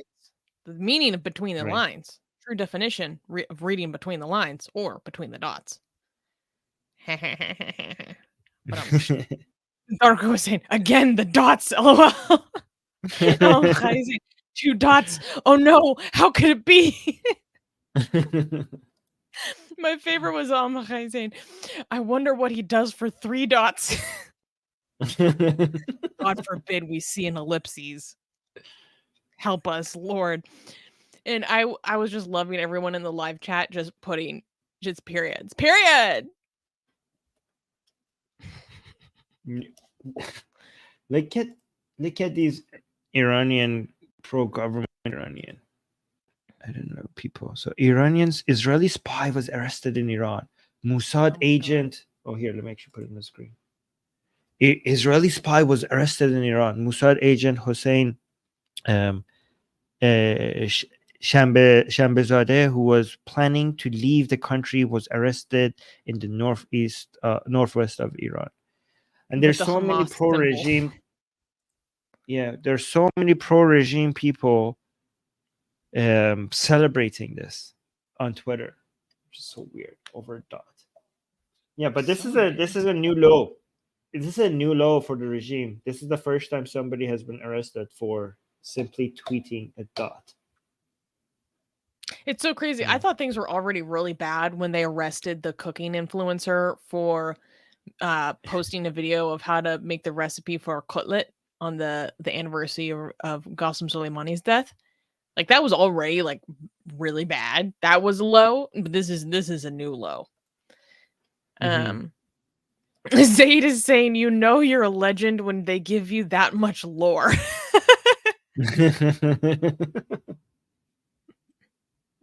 You know what? That's a good But point. imagine, like, you thinking like Mossad hires somebody in Iran to post 4 tweets a day on social media and be critical. Like, Mossad doesn't need to do that. We already have so many people on Twitter posting against the regime.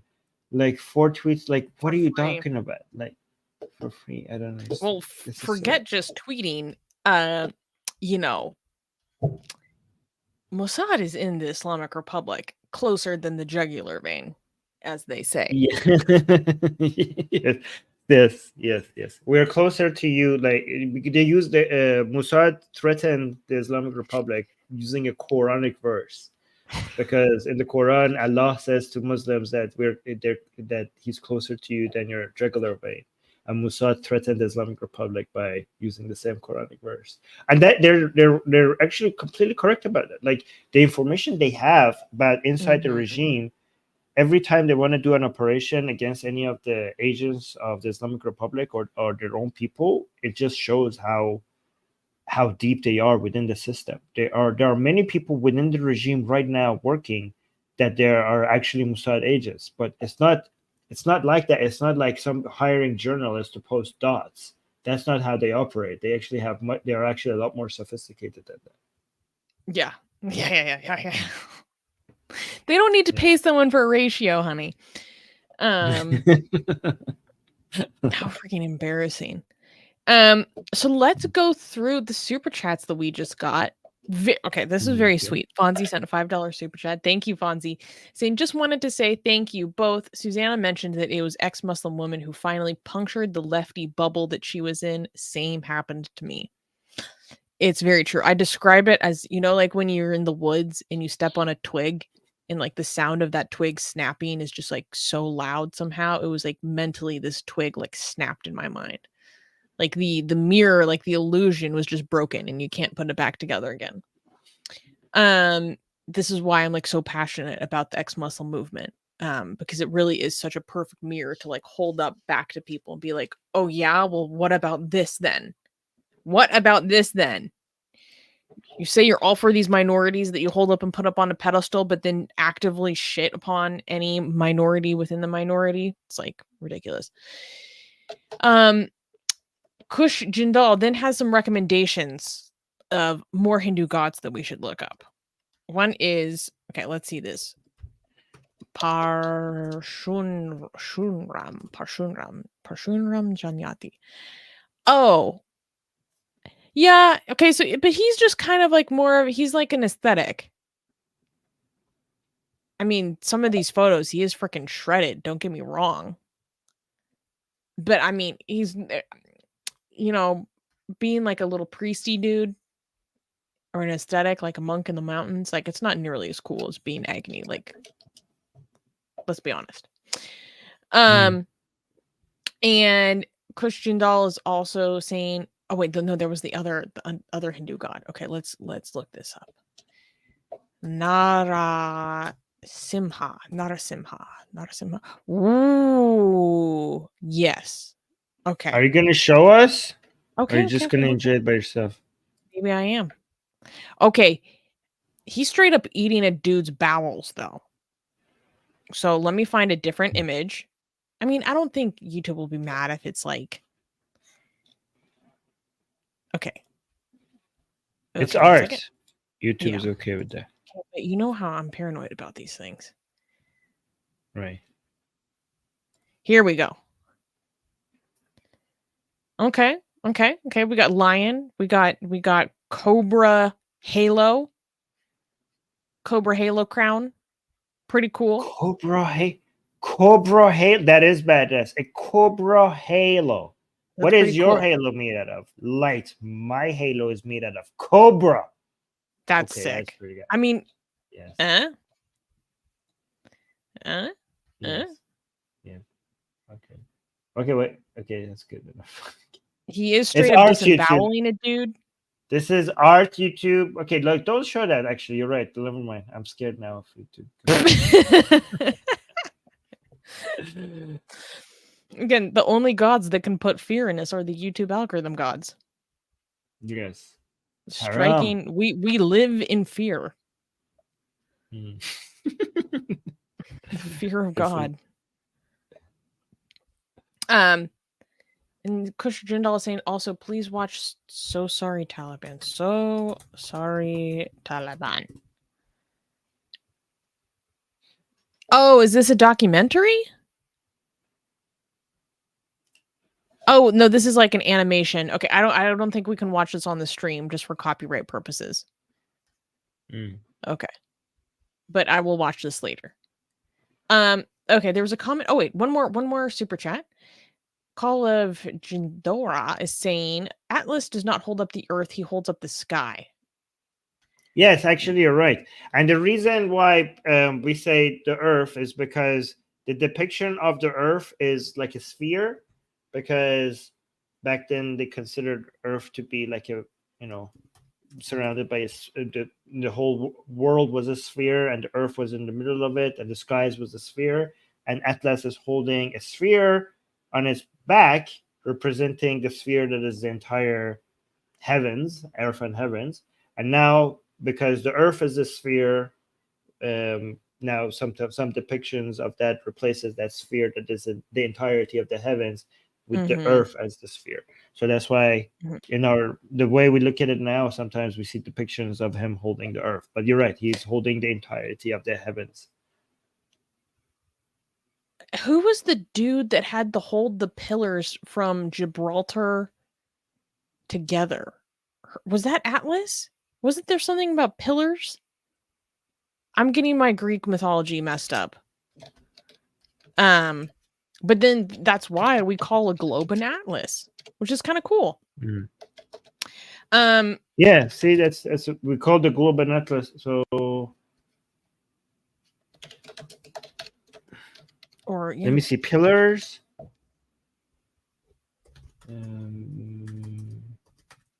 Okay, in some versions of the myth, Atlas is depicted as holding up the sky with the help of pillars. Because one of I can. Hercules' trials, Hercules, however you pronounce him, is Okay, so in some myth, Atlas is said to support the heavens at the western edge of the world near these pillars. Yeah. So okay. I knew that it had something to do with Gibraltar. Because obviously, guys, the world does not exist outside of the Mediterranean.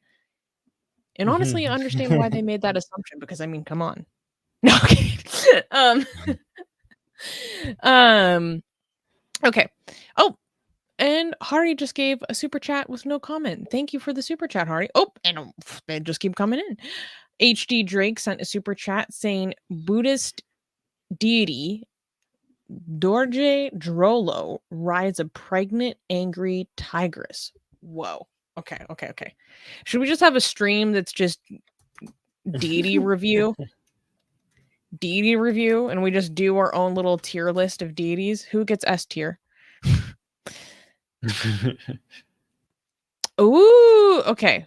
I don't see the. Okay, let me try to find a good photo. Okay, I won't deprive everyone of the fun. Okay, 1 second. Okay. Now everybody's gonna come up with their favorite god or goddess. I know, right? Okay, let's remove the comment. Okay. See, I don't see any pregnantness in this depiction. But the Buddhist demons are really cool, but I think a large part of it is just how they depict fire. I think the fire might be doing a lot of heavy work, you guys. The fire is doing the heavy lifting. Like, what are you really bringing to the table? Sorry, I'm very silly. And there was one comment that you wanted to address, Armin. Arthur was asking, Yeah, what's up with the sun? because a lot of people, I think a lot of people were using the sun symbol, and somebody was asking what's about, and I think it's referring to the Shiro Khorshid flag of Iran. So this is the actual flag of Iran. The current flag that you're saying is recognized as the official flag. That is the Islamic Republic's flag. So the actual flag of Iran has a lion, a sun, a lion holding a sword, and a sun. It's called Shiro Khorshid, which means the lion and the sun. And I think the sun symbol is referring that people are using in live chat is referring to the sun. I think so. Yeah. Oh, we got another super chat. You're muted. You're muted. You're muted. My bad. Thank you, Ravi, for the super chat. Did you know that Hanuman inspired Chinese deity Su Wukong, who inspired Goku from Dragon Ball Z? Yes, I did, and I knew that because of Gasian American. Oh, yeah. Gasian American has brought a lot of mythology lore in general to this community, but also like Chinese especially. But we did a deep dive on the Monkey King a few years ago. The Monkey King is such a cool story. Is that the Monkey King? Is that the same? The Monkey King is different from this? No, Su Wukong is the Monkey King. Oh, Su Wukong is the Monkey King. Okay. Yeah, and it's like an allegory for the supremacy of Buddhism, low key. Or at least the Monkey King is too silly to like. He's just like a naughty little boy to be like a deity. Is he a deity or just like a little like a rebellious creature with superpowers? Is he actually a deity?